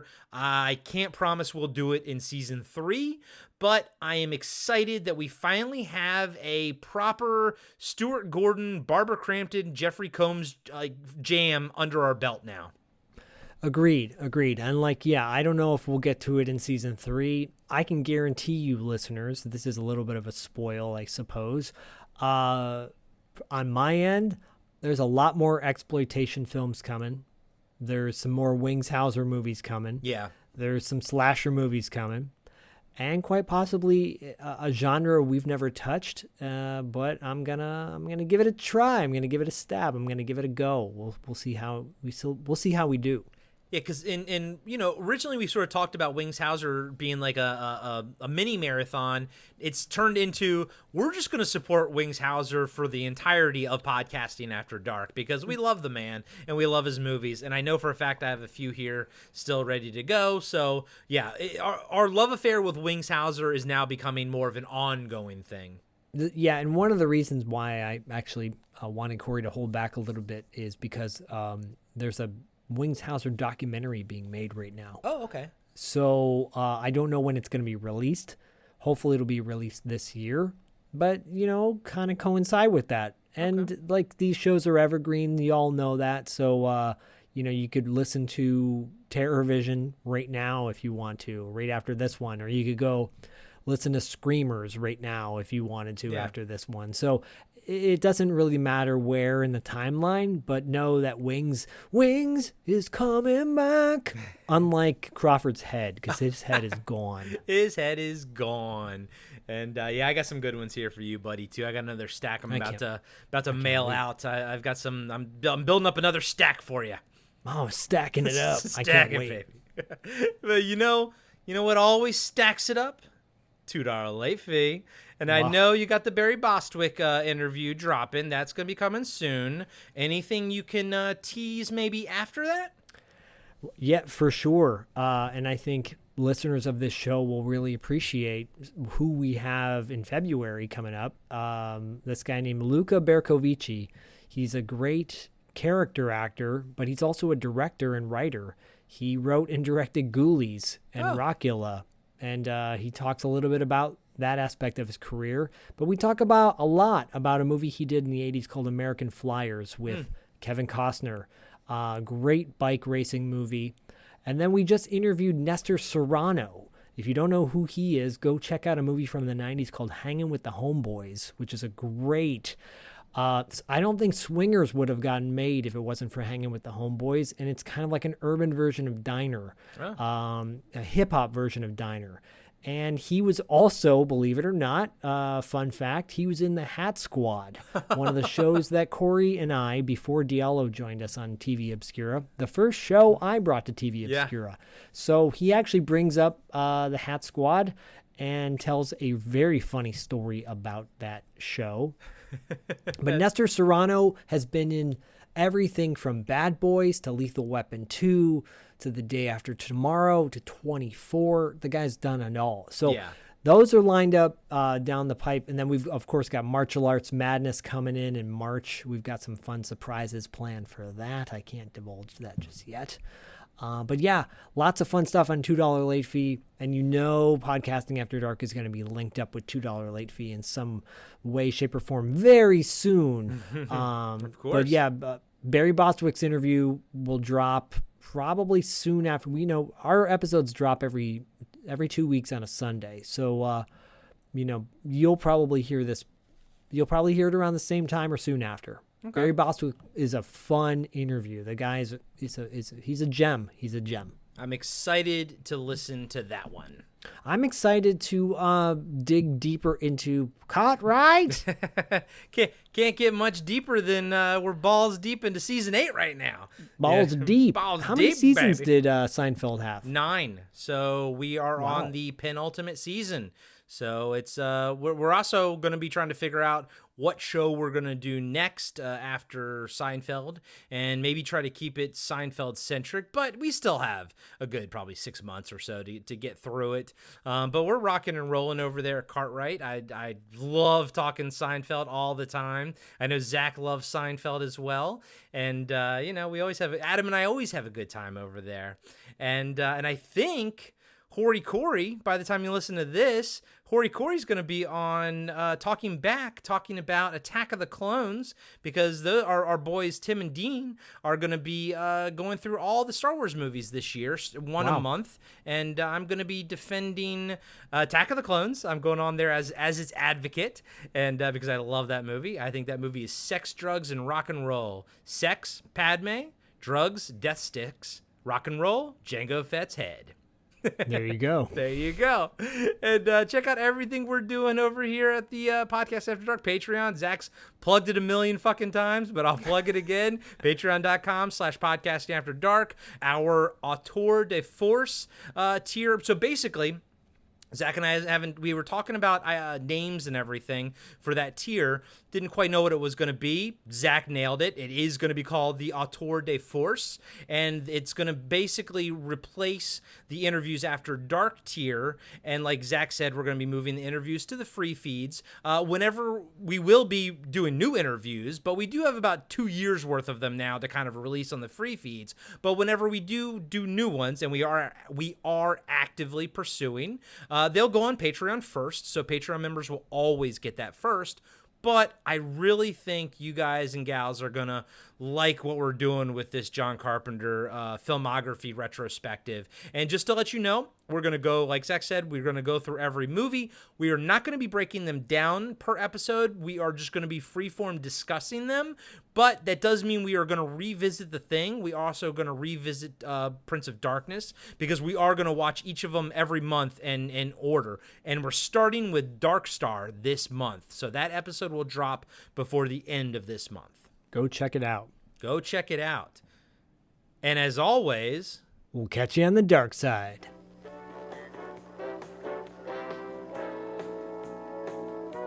Join the Podcasting After Dark Patreon community to unlock exclusive monthly content like cast interviews and a fan feedback show. Plus, you get every regular episode of Podcasting After Dark completely ad-free.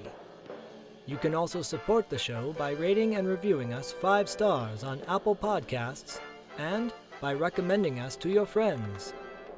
Finally, make sure you follow us on Reddit, Instagram, and Facebook for news and updates about future episodes. Just search for Podcasting After Dark.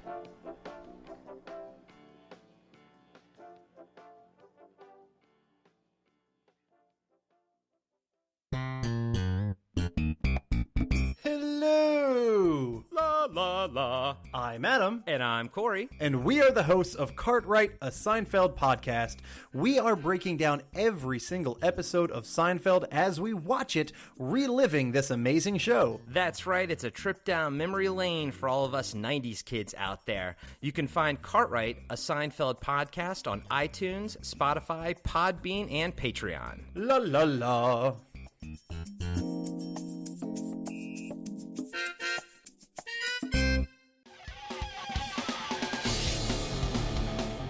Have you been wondering where's the beef?